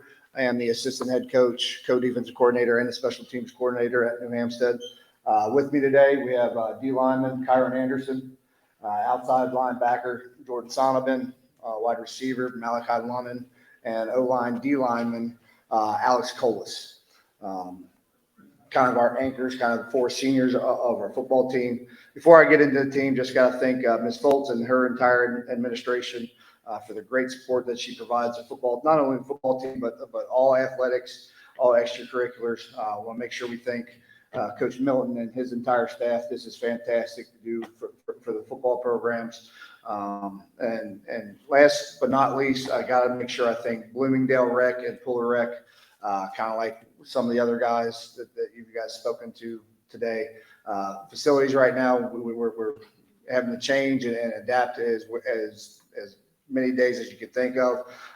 Both Bloomingdale Rec and Puller Rec have been a tremendous help to us this summer and as we go into the season. As far as our team right now, we are operating at 110 players at New Hampstead. Last year we were at 86. Last year alone, we had 12 seniors. 6 of those guys really played a lot. So as far as the inexperience, that was more of last year's team where we got a ton of experience coming back on both sides of the ball this year. Right now we have 22 seniors that all play, that were in those tough games last year. As you guys well know, we were in three nail biters till the end. We went 2 overtime games. Even playoff game, we were up with less than 2 minutes on the clock. So that was with a young team. So we're really excited about where we're at as far as our experience, as far as what we got coming back at New Hampstead. We returned guys, not only just these guys, but we got Jalen Hampton back, which just committed to Western Kentucky University. Messiah Worrells, we lost late last year. He's one of our free safeties to an ACL injury. He's back and ready to go. We got Zach Pearson, which is our big left tackle, 6'5". He's probably weighing about 275 right now. Also, I got to give him a shout out. He's also in the running for our valedictorian at New Hampstead. We got Isaiah Scott back at D-line. Again, like I said, I could go on and on about the guys that we have returning because there are so many of them. Blake Mazes or Mike Linebacker just gets everywhere. So we are really excited about our guys, about where we're at going into the season. Unfortunately, unlike these guys, we got to wait an extra week to start. For whatever reason, on May Riverside, they canceled the contract, so it left us with 9 games. We've been trying our tails off to find that 10th game. We just haven't had anybody that was able to do it. As far as what player has made the most improvement, again, with having so many guys in our locker room and our weight room, I'd be remiss if I just pointed out a couple. Like I said, going into those late games, those games last year where we were right there, it was about our entire team learning how to finish in the weight room, finish in the classroom, finish sprints. So that's kind of been what we've hung our hat on since January, making sure that we finish everything we do. At the end of every practice, we call them EPPs, end of practice perfects, whether it's sprints, whether it's push-ups, whether it's getting together in a meeting and making sure we're finishing, watching every detail. So that's been our consistent message, consistent effort, and all these guys, with these seniors guys leading us, we've gone a long way with that. I can't wait to see that show itself next week against Windsor. I think Calvary last week, with us having some of the facility issues and not being out on the field, more so due to the heat. You saw us not finish tackles. You saw us, the things that you would do normally every day. We're not being able to do that. So we've kind of adjusted right now. We're using wrestling room for tackling. They got mats down. We're using the hallways for sprints to get conditioning in. We're having to adapt and go wherever we can get the work in. And Ms. Foltz is being accommodating every way she can. Key positions we need to fill right now. Right now, I would say running back. We're doing it by a committee right now. We've got 4 or 5 guys that are stepping up, and we're going to highlight what their strengths are. We just don't have that one guy that's really stepping out to take ownership of the role. And then I would be remiss. Everybody knows Paulie Seeley, Finnicaro Award winner. But I'm telling you what, Rashawn Terrell's as good, if not better. Anybody, you guys are proud of private school stuff, so everybody wanted Rashawn. Rashawn stayed with us. He learned and watched Paulie, learned how to become a student of the game by watching Paulie, watching how he operated, and only being a junior, it's really nice to know that we're going to have him not just this year, but next year. He's got a cannon on his shoulder, quick release, but I think the thing that's most impressed about me is as Paulie left, there was no law and leadership. He picked up right where Paulie left off, and you can tell every day in practice in the hallways he's filling that role pretty good. As far as the GHSA rule, like the other coach said, it's all about protecting players. Me and Coach Hotman have gotten into some conversations. Well, if we can do it for games, can we not allow the coaches to go 30 minutes, take them off? Just again for the player safety, so that first Friday night we're not going out there and playing 2 hours and not being used to it. So we've kind of talked about that, but again, we are all about making sure all of our players are safe. During our Calvary scrimmage, I almost treated it like a TV timeout. 3 minutes off, we were getting water, and then we were right back on. So didn't really feel the interruption like the other coaches said. And again, what do you consider your biggest games? We talk to our kids all the time about going 1-0. It's the 6 inches in front of your face. That's the most important. Don't worry about games down the road or games that you played in the past. It's all about what's in front of your face and getting ready to go to work that Friday night. So with that being said, I'll open it up to your questions. Okay, Coach, you were talking about Truel moving in at quarterback. What kind of different style does he bring to the game that's a little bit different than Paulie? Paul, I'd probably say Paulie might have been a little bit more athletic, could use his feet a little bit more, where Rashawn can sit back in the pocket and just deliver the ball. I guess the biggest thing I've seen Rashawn improve on from last year to this year is just his able to get through his reads quicker, going front side to back side, getting to third and fourth read quicker this year than he has in the past. I would say that's probably the biggest difference is just their feet right now. Okay, and with having Malachi and Jalen as his receiving tandem, that probably helps a lot. Can you tell us a little bit about those two and what they mean to the offense? Having one is great for the program. Having two it doesn't allow teams to double cover your best guys, and not just mentioning Malachi and Jalen. Don't forget about Nate Pearson, which was a freshman last year, tight end. We got Kamari Maxwell that'll be joining the wide receiver corps. So we have 4 pretty good weapons at any time. And if you guys have watched us, we line up in 2 back and the tight end, and we line up in empty out of the same people on the field. So being able to kind of dictate where those guys are going, making sure that we create the right matchups for Malachi, for Jalen, is going to be a big part of our success this year. I want to thank Coach Honecker for ably answering all the questions before we can even ask them. So maybe Coach Hockman didn't need to be here. Maybe not. So actually, you talk about not thinking about the past, but did last year's, especially the way it finished, did that kind of leave I hate to say the cliche bitter taste in your mouth, but is that carrying motivation through last winter, last spring, this summer?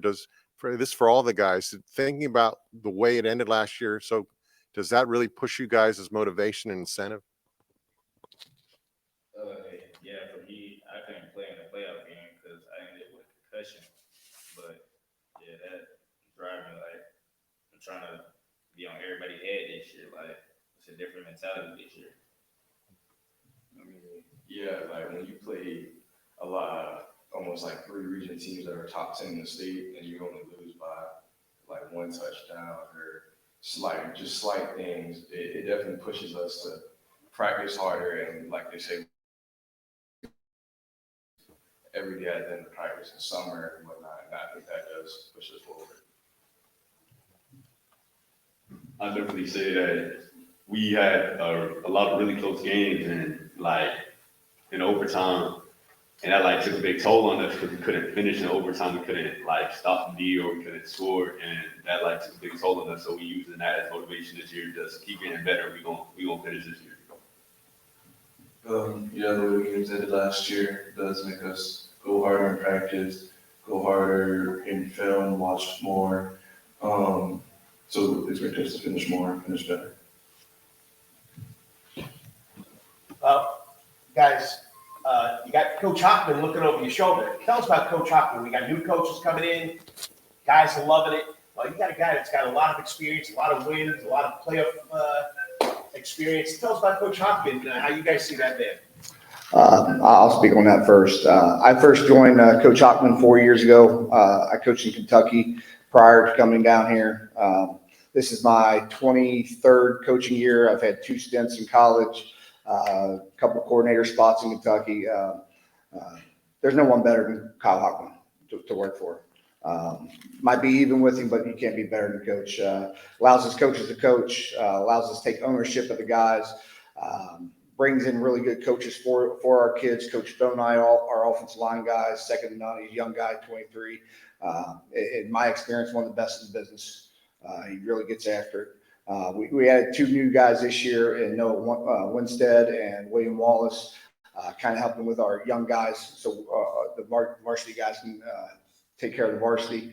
But as far as Coach Hockman goes, I think we're finally starting to see the program run the program. Where so in the years past, it was coaches leading everything, getting out in front of it. Now these seniors are taking ownership of their own program. They become the leaders. It's become theirs, not ours. And once it does that, that's when the program starts to kick off.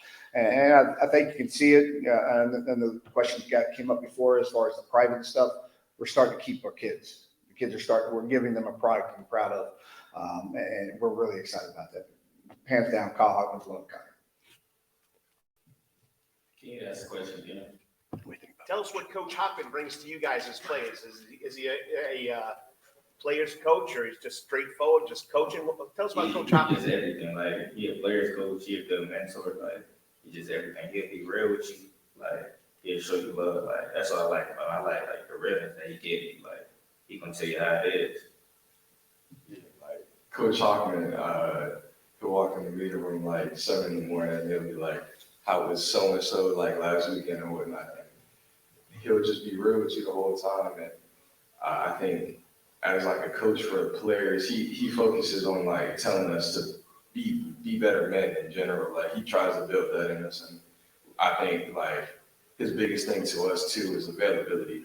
Like, all summer we're talking about if one guy is like, missing one guy, we lost the day. And I think that him coaching that to us helps us better for playing on the field and off the field and like school and being leaders and whatnot. Coach Hockman, 99.9% of the time, he's strictly business, but he's definitely helped the program a lot. He built it from the ground up. Every single year, we just get better and better and better. He's just a player builder. He built you up. My freshman year, I was small. I probably weighed 130 pounds, and now I'm 225. So he just builds amazing athletes, speed, strength, just all around. Yeah, I have to agree with Jordan. He does create players, and he is very serious, but he doesn't like overdo with the seriousness. Like, he knows if we're in a tense situation, if we're feeling tense, we're not having a good practice. He knows how to lighten us up. He knows how to like help us calm down and get back in focus. But especially with that player building, like when I got here, I was like 5'11", 6, like 260. Now I'm about 6'3", 300, and moving better than I ever have. And I say he does that with every player, every position. He really he shows how much he cares about us through what he has us do and through how we are on the field as a team. Just one for you, Coach. You've been around different states, different levels. Have you ever seen a schedule like y'all's where you have a bye to start, a bye to end, and 49 days between home games? It's tough, especially losing week 1. We're playing on that. We got Windsor, and then we got 3 that are massive. You got Richmond Hill, you got Camden, and then you got the other Maroon team across town. So we got Murderers Row right there, and then we get into Wayne and Burke and Southeast Bullet. We wanted that. To be the best, you got to go beat the best. We wanted a tough schedule. The way the home games worked out, again, it's things that are out of our control. We don't worry about those things. We worry about the game that's coming up. and being prepared. So we're excited. We know it's a gauntlet this year. And like I said, it's 6 inches in front of your face because you look past somebody, you're going to get beat. Got to make sure that we're ready every Friday night to go take care of business. A quick one from Malachi, actually. If you were scouting yourself, like what's the scouting report on how to stop you? It's not one. Good answer. Got it. Coach, yeah, last year overtime with Richmond Hill, overtime with Wayne, close game with Burke. But that team across the way in Maroon, that wasn't a close game. What have you done to address that? Because like obviously you want to win all your region games, but like you said, it's also about making sure that you're continuing to keep your guys and get the guys that are supposed to come to you in the future. And so that is a game that looms big for you guys, especially with 110 kids in the program. What have you as a program done to continue to close the gap on the state champions? And like you said, they're the measuring stick. And until they're beaten, they're the measuring stick. Going back to how we set up our schedule, that's kind of why we set up the schedule that way, to address those. Let's go play bigger teams. Let's go play teams that are similar to their level, so that by the time we get there, we didn't go from beating a team 63-0. Now we're in a dogfight. Let's build to that, and to the point like we've been talking about in the practice perfects, making sure we finish. The program's finally starting to run the program to where before it wasn't, where there's a little mystique behind the B and the C. Like, hey, they put on bench just like you do, and I think these guys' leadership is what's going to allow us to be able to compete at a higher level versus these guys. Yeah, I asked all the other teams about building pride. How many guys are seniors up here? You guys all seniors? What do you guys bring to the rest of the kids on that team, the young kids, the freshmen, sophomore? How do you show them what being a Phoenix football player is, what's it all about? And always you act how you would, you create your best foot forward. That's the main thing we do. They don't see us in the hallways, jacking off, skipping class. And that really goes back to Coach Hoffman. Like his biggest thing, as Alex said, is availability, accountability. That's not just on the football field or in the football room, but in classes. Like we have a lot of people on the team that are not only always in class, but 3.0, 3.3, 3.5. Zach Pearson being valedictorian, running for valedictorian. But just us leading and being who we are instead of having the coaches, as he said, we lead the teams that have the coaches say, go to class, do this. It's us. We're saying, come on, go to class. Or we don't really have to do that unless it's like obviously freshmen coming in. But we don't really have to do that. They just follow our lead and we put our best foot forward, so they do too. I would definitely say a big thing is CSU. That's our saying. That's our motto that we live by. It's like a big brotherhood, and it's what the football teams know. It would be like, it would be like everyone just comes together, and you're just a family. Like this is probably the closest our team has ever been. We never have any conflict at practice, but we practice hard, and at the end of the day, we know that we're a family. We know that we're going hard for each other, and we want to be better. So we're just gonna keep on grinding and just keep on becoming better for all reasons.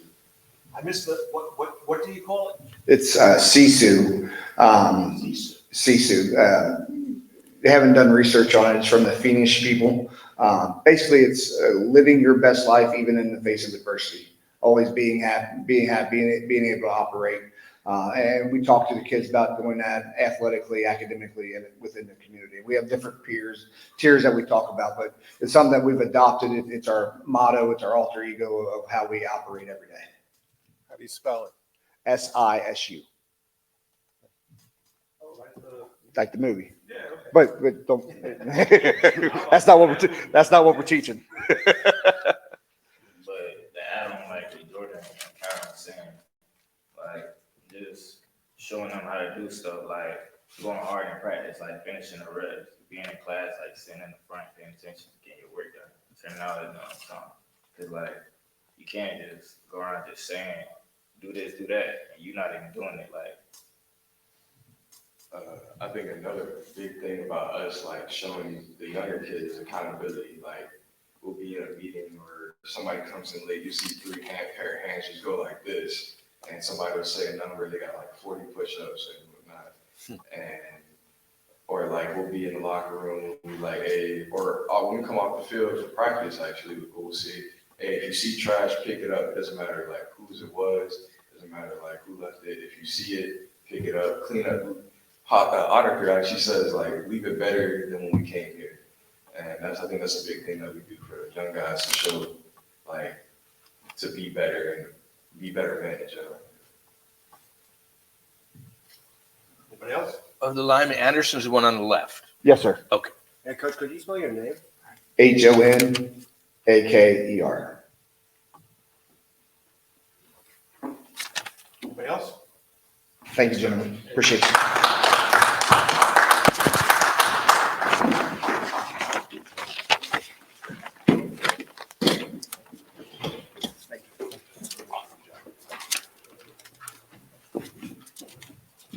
Thanks, Coach Honaker. Next, we'll have Coach Welch with Jenkins High School.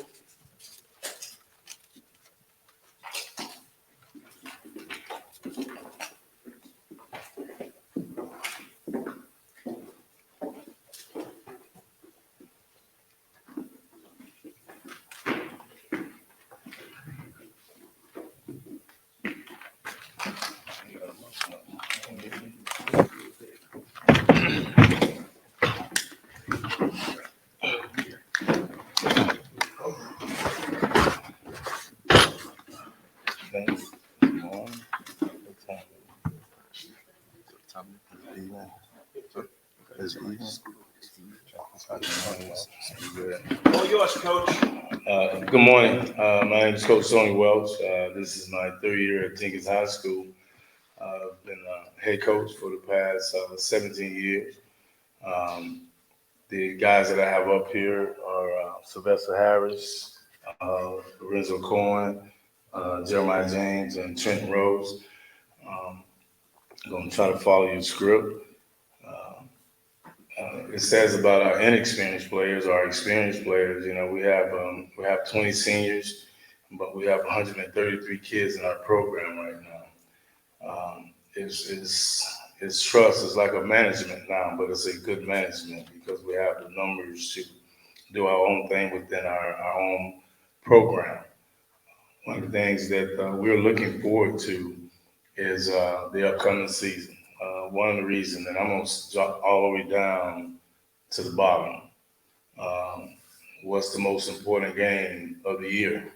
Well, it's Friday night against VC. You know, there's no secret to them, there's no secret to us, and there's no secret to the community. That's the measuring stick right now in Savannah. And so last year, and again this year, we have the toughest schedule in the state of Georgia. Last year in the Elite Eight, there were 7 teams on our schedule that was in the Elite Eight, and 4 of them played in the state championship game. So when you want to be the best, you have to play the best. We feel like we're one of the better teams here in Savannah and in the state. And we have a good program because of our kids buying in, you know, because you don't have 133 kids out if you don't have them buying into what you're doing. What player made the most improvement? We have a lot of players that have improved athletically. And so our thing is who have improved with their leadership. And we feel like these guys up here have improved and made our team better because they're leaders now and not just a part of the program. When you trying to get to the next level, when you trying to advance to the state playoff, which that's always our goal and always our goal to win the state.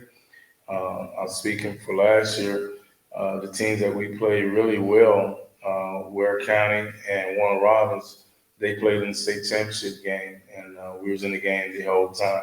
So that gives our kids something to look forward to. But like any other program, as Coach Thompson and Coach Wells and Coach Soliver talked about, and it just don't happen at the schools with not the numbers that we have, but it happens at schools that have numbers.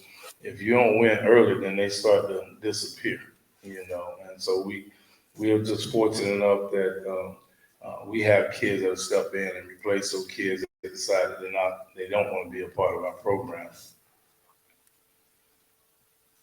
As far as the rule of the heat is, it's very important, and the kids, yesterday, we went out, we couldn't get out until about 4:45. And then as we got out there, they read 87.9. And in about 20 minutes, it jumped to 92. And we had a coach yesterday to go down, but he's okay. He's doing well. So when we're talking about players being hydrated, you better pass that message along to your coaches and things of that nature because it's real on both ends. So we're just towards high school. There are guidelines. So whatever guidelines they put out there, that's what we have to follow. There's not a lot of conversation that you can have, and it's sort of like the game. Things are going your way, you can't complain. You just got to adjust and move forward.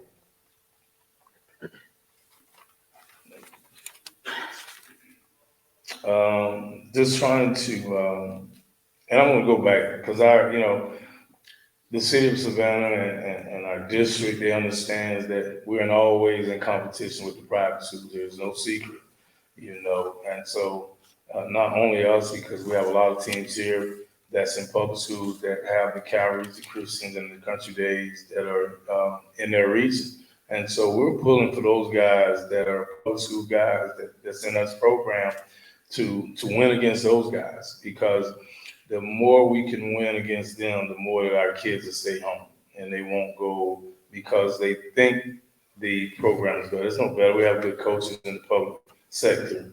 And so let's win. Let's beat those guys. We have nothing against those guys because a lot of our kids have friends that play for these other schools, And so our thing has never been an issue with the coaches or the program. It's just that they've raised the bar. And it's up to us as the coaches and the leaders of our teams and our schools to support football and support all of our sports so that we can get the edge back where those kids, when they're making a decision, well, I'm going to go to a private school or a public school, they decide to come to a public school because we can offer the same thing that these other schools offer. All right, Coach. With your offensive line, including Cameron Thompson, Nolan's younger brother, and then you got Isaac Smith. Other side of the ball, you got Lorenzo. Is that going to be one of your strengths up front on the lines of scrimmage this year? Something that's our thing is that we're definitely going to be a strong front on defense. But those guys, they're also turn around and play on the other side of the ball. Cameron's really the only other kid that don't go on the other side, but this year we're implementing some stuff for him as a defensive tackle rather than a offensive guard. He played offensive guard for us, offensive tackle last year for us, but we moved him down to guard this year. Lorenzo, of course, we lost his brother, which is the biggest loss. He's up in Kentucky right now, but I don't feel it's a loss because his brother is still here. Lorenzo is still here. So we still have that same type of edge guy that we had. And Isaac, we call him Tukey. Tukey is probably one of the better defense and offense line in the South.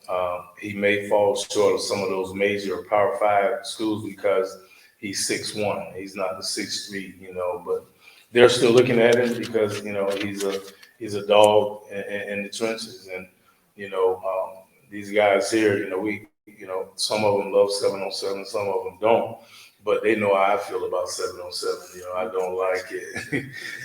I tell them all the time, this game is real simple, but if you don't have some people in the trenches on both sides of the ball, you're going to be in trouble, And so they understand that, but we're a multi-set offense. We'll jump in the wing tee, but we'll run some spread RPO stuff.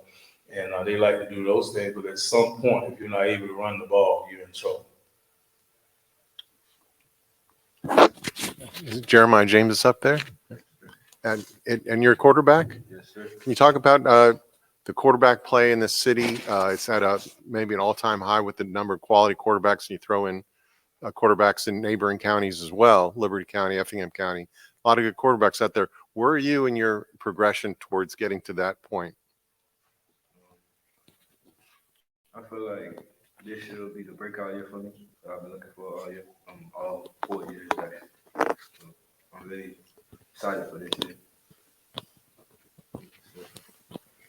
I'll speak for Jeremiah. He's a little modest.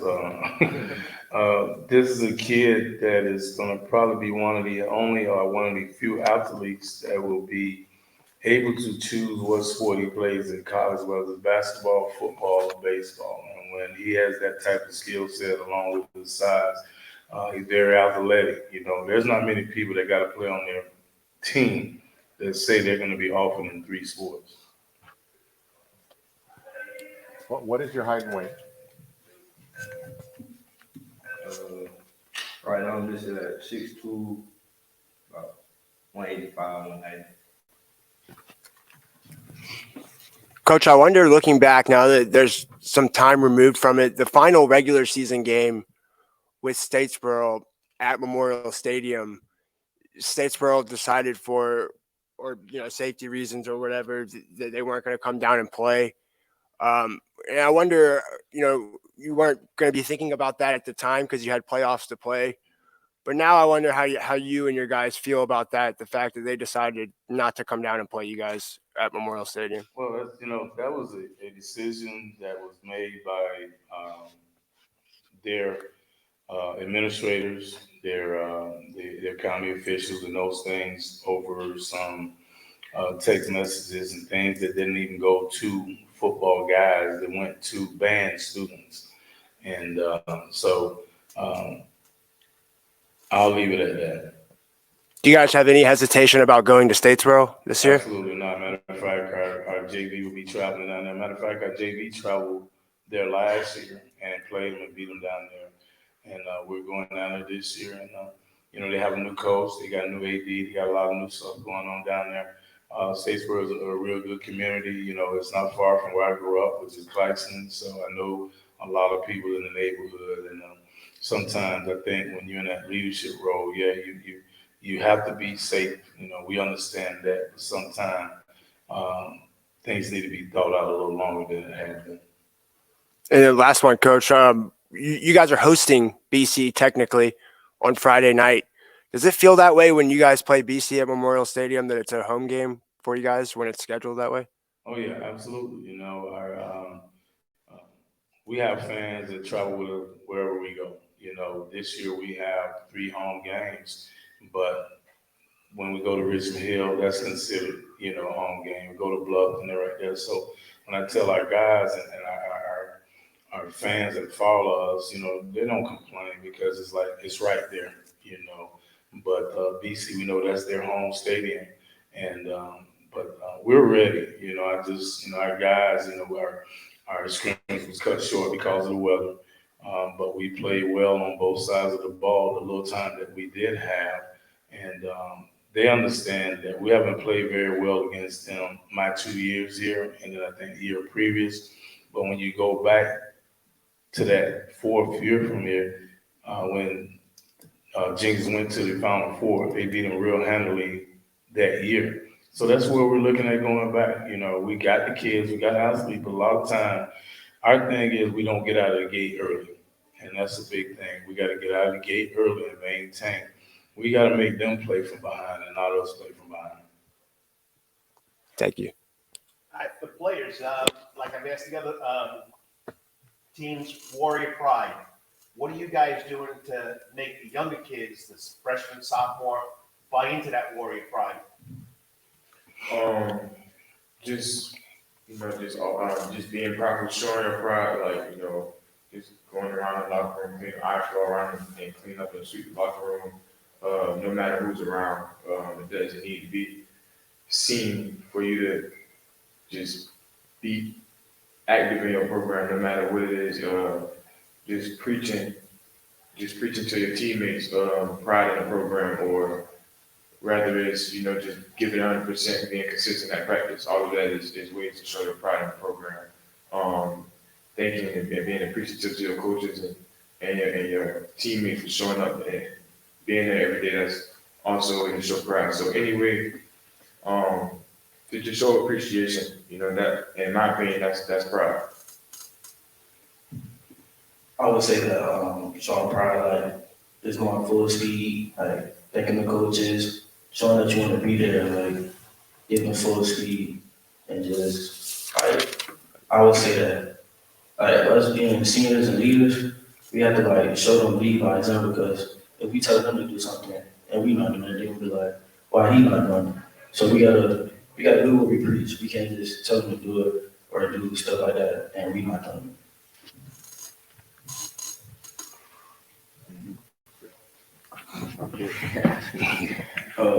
Warriors pride, man. I love HBJ, man. I tell them boys to rep it everywhere they go, do it in a good way. Like you out of town, out of school, rep HBJ.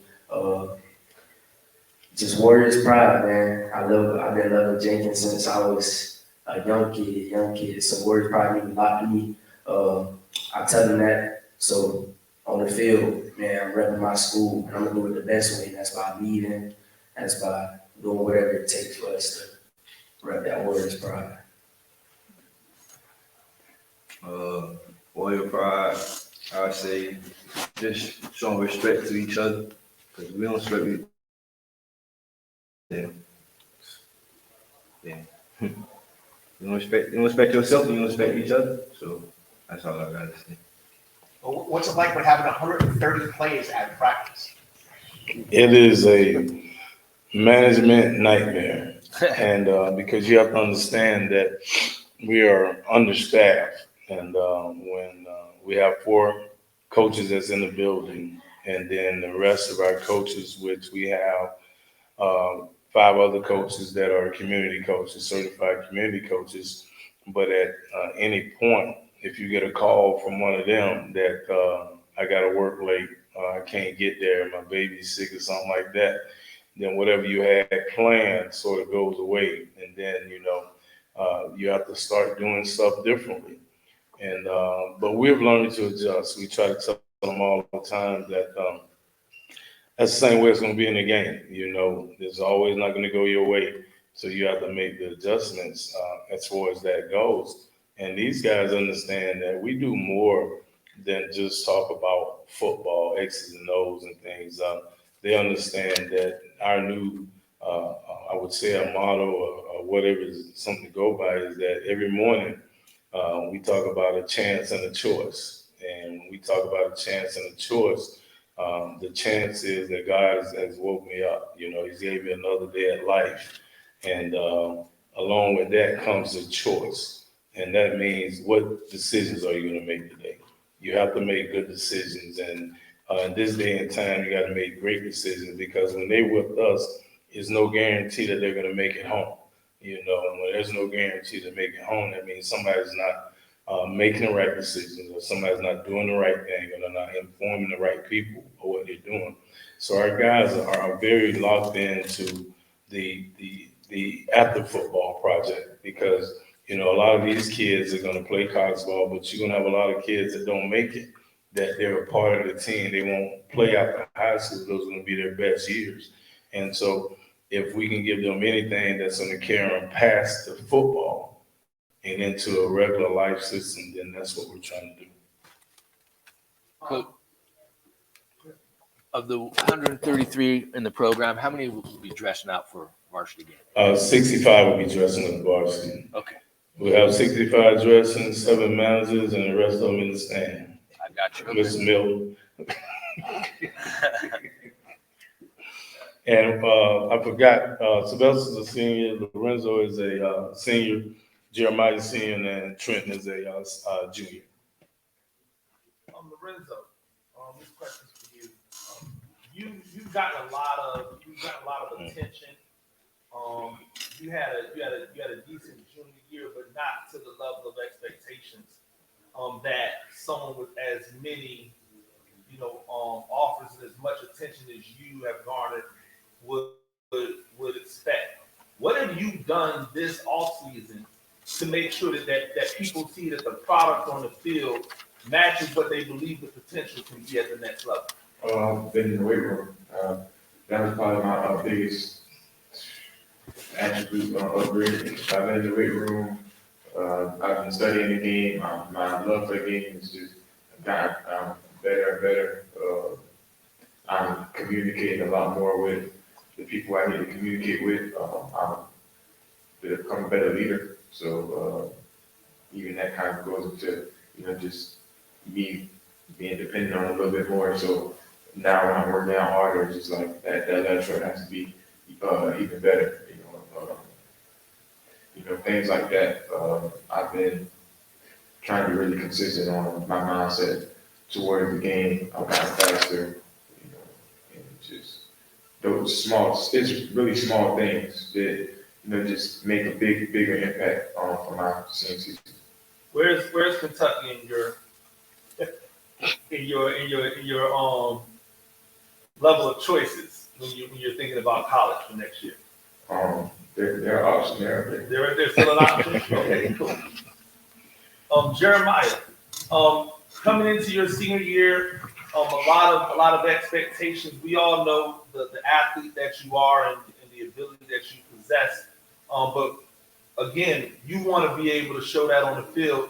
What has it been like for you from a mental standpoint of playing a position this offseason, getting ready to go into your senior year? I say mental. I've been playing quarterback since forever, since I was a little kid. So it's not really too much mental going, but I just love football. So I just go out there and play hard every game, because somewhere out there, they don't have the opportunity to play football like I can. So I just want to go out there and play hard every game. I think these, like I said, Jeremiah and Lorenzo has the upsides because of their size and their ability to be athletic. And I know Lorenzo understands that we have Frank Kirsch on our staff. Frank played 8 years in the NFL, and you're talking about knowledge. When coaches come and recruit Lorenzo, even when recruiting Tavion, they go to Frank.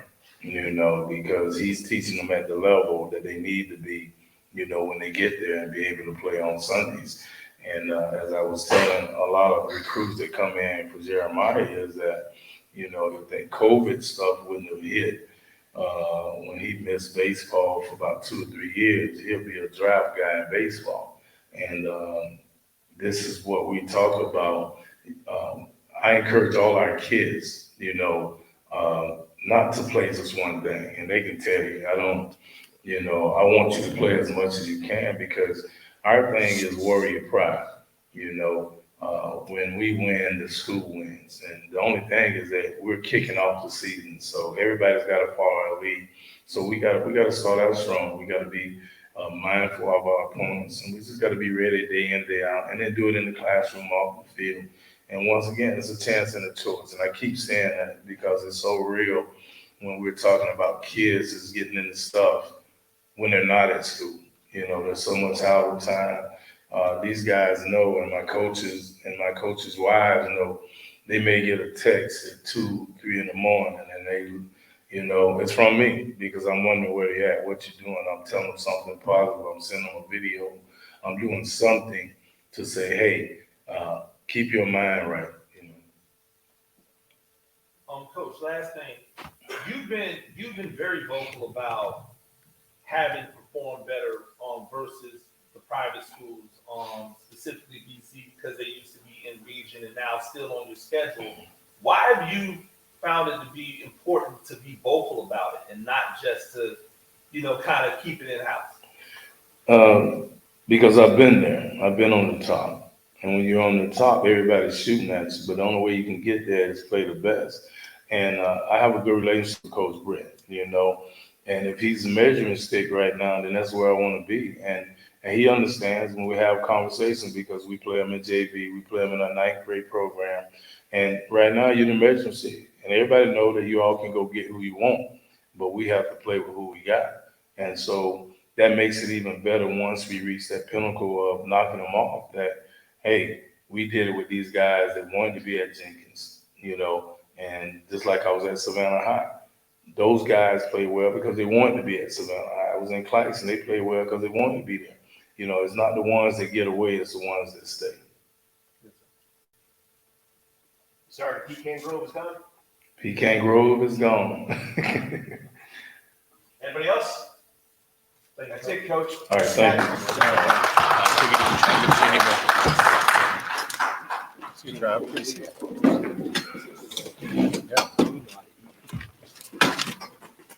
Yeah, I saw Frank Kirsch was on there.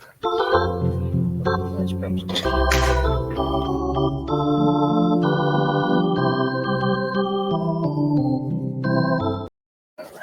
All right, that concludes our meeting today.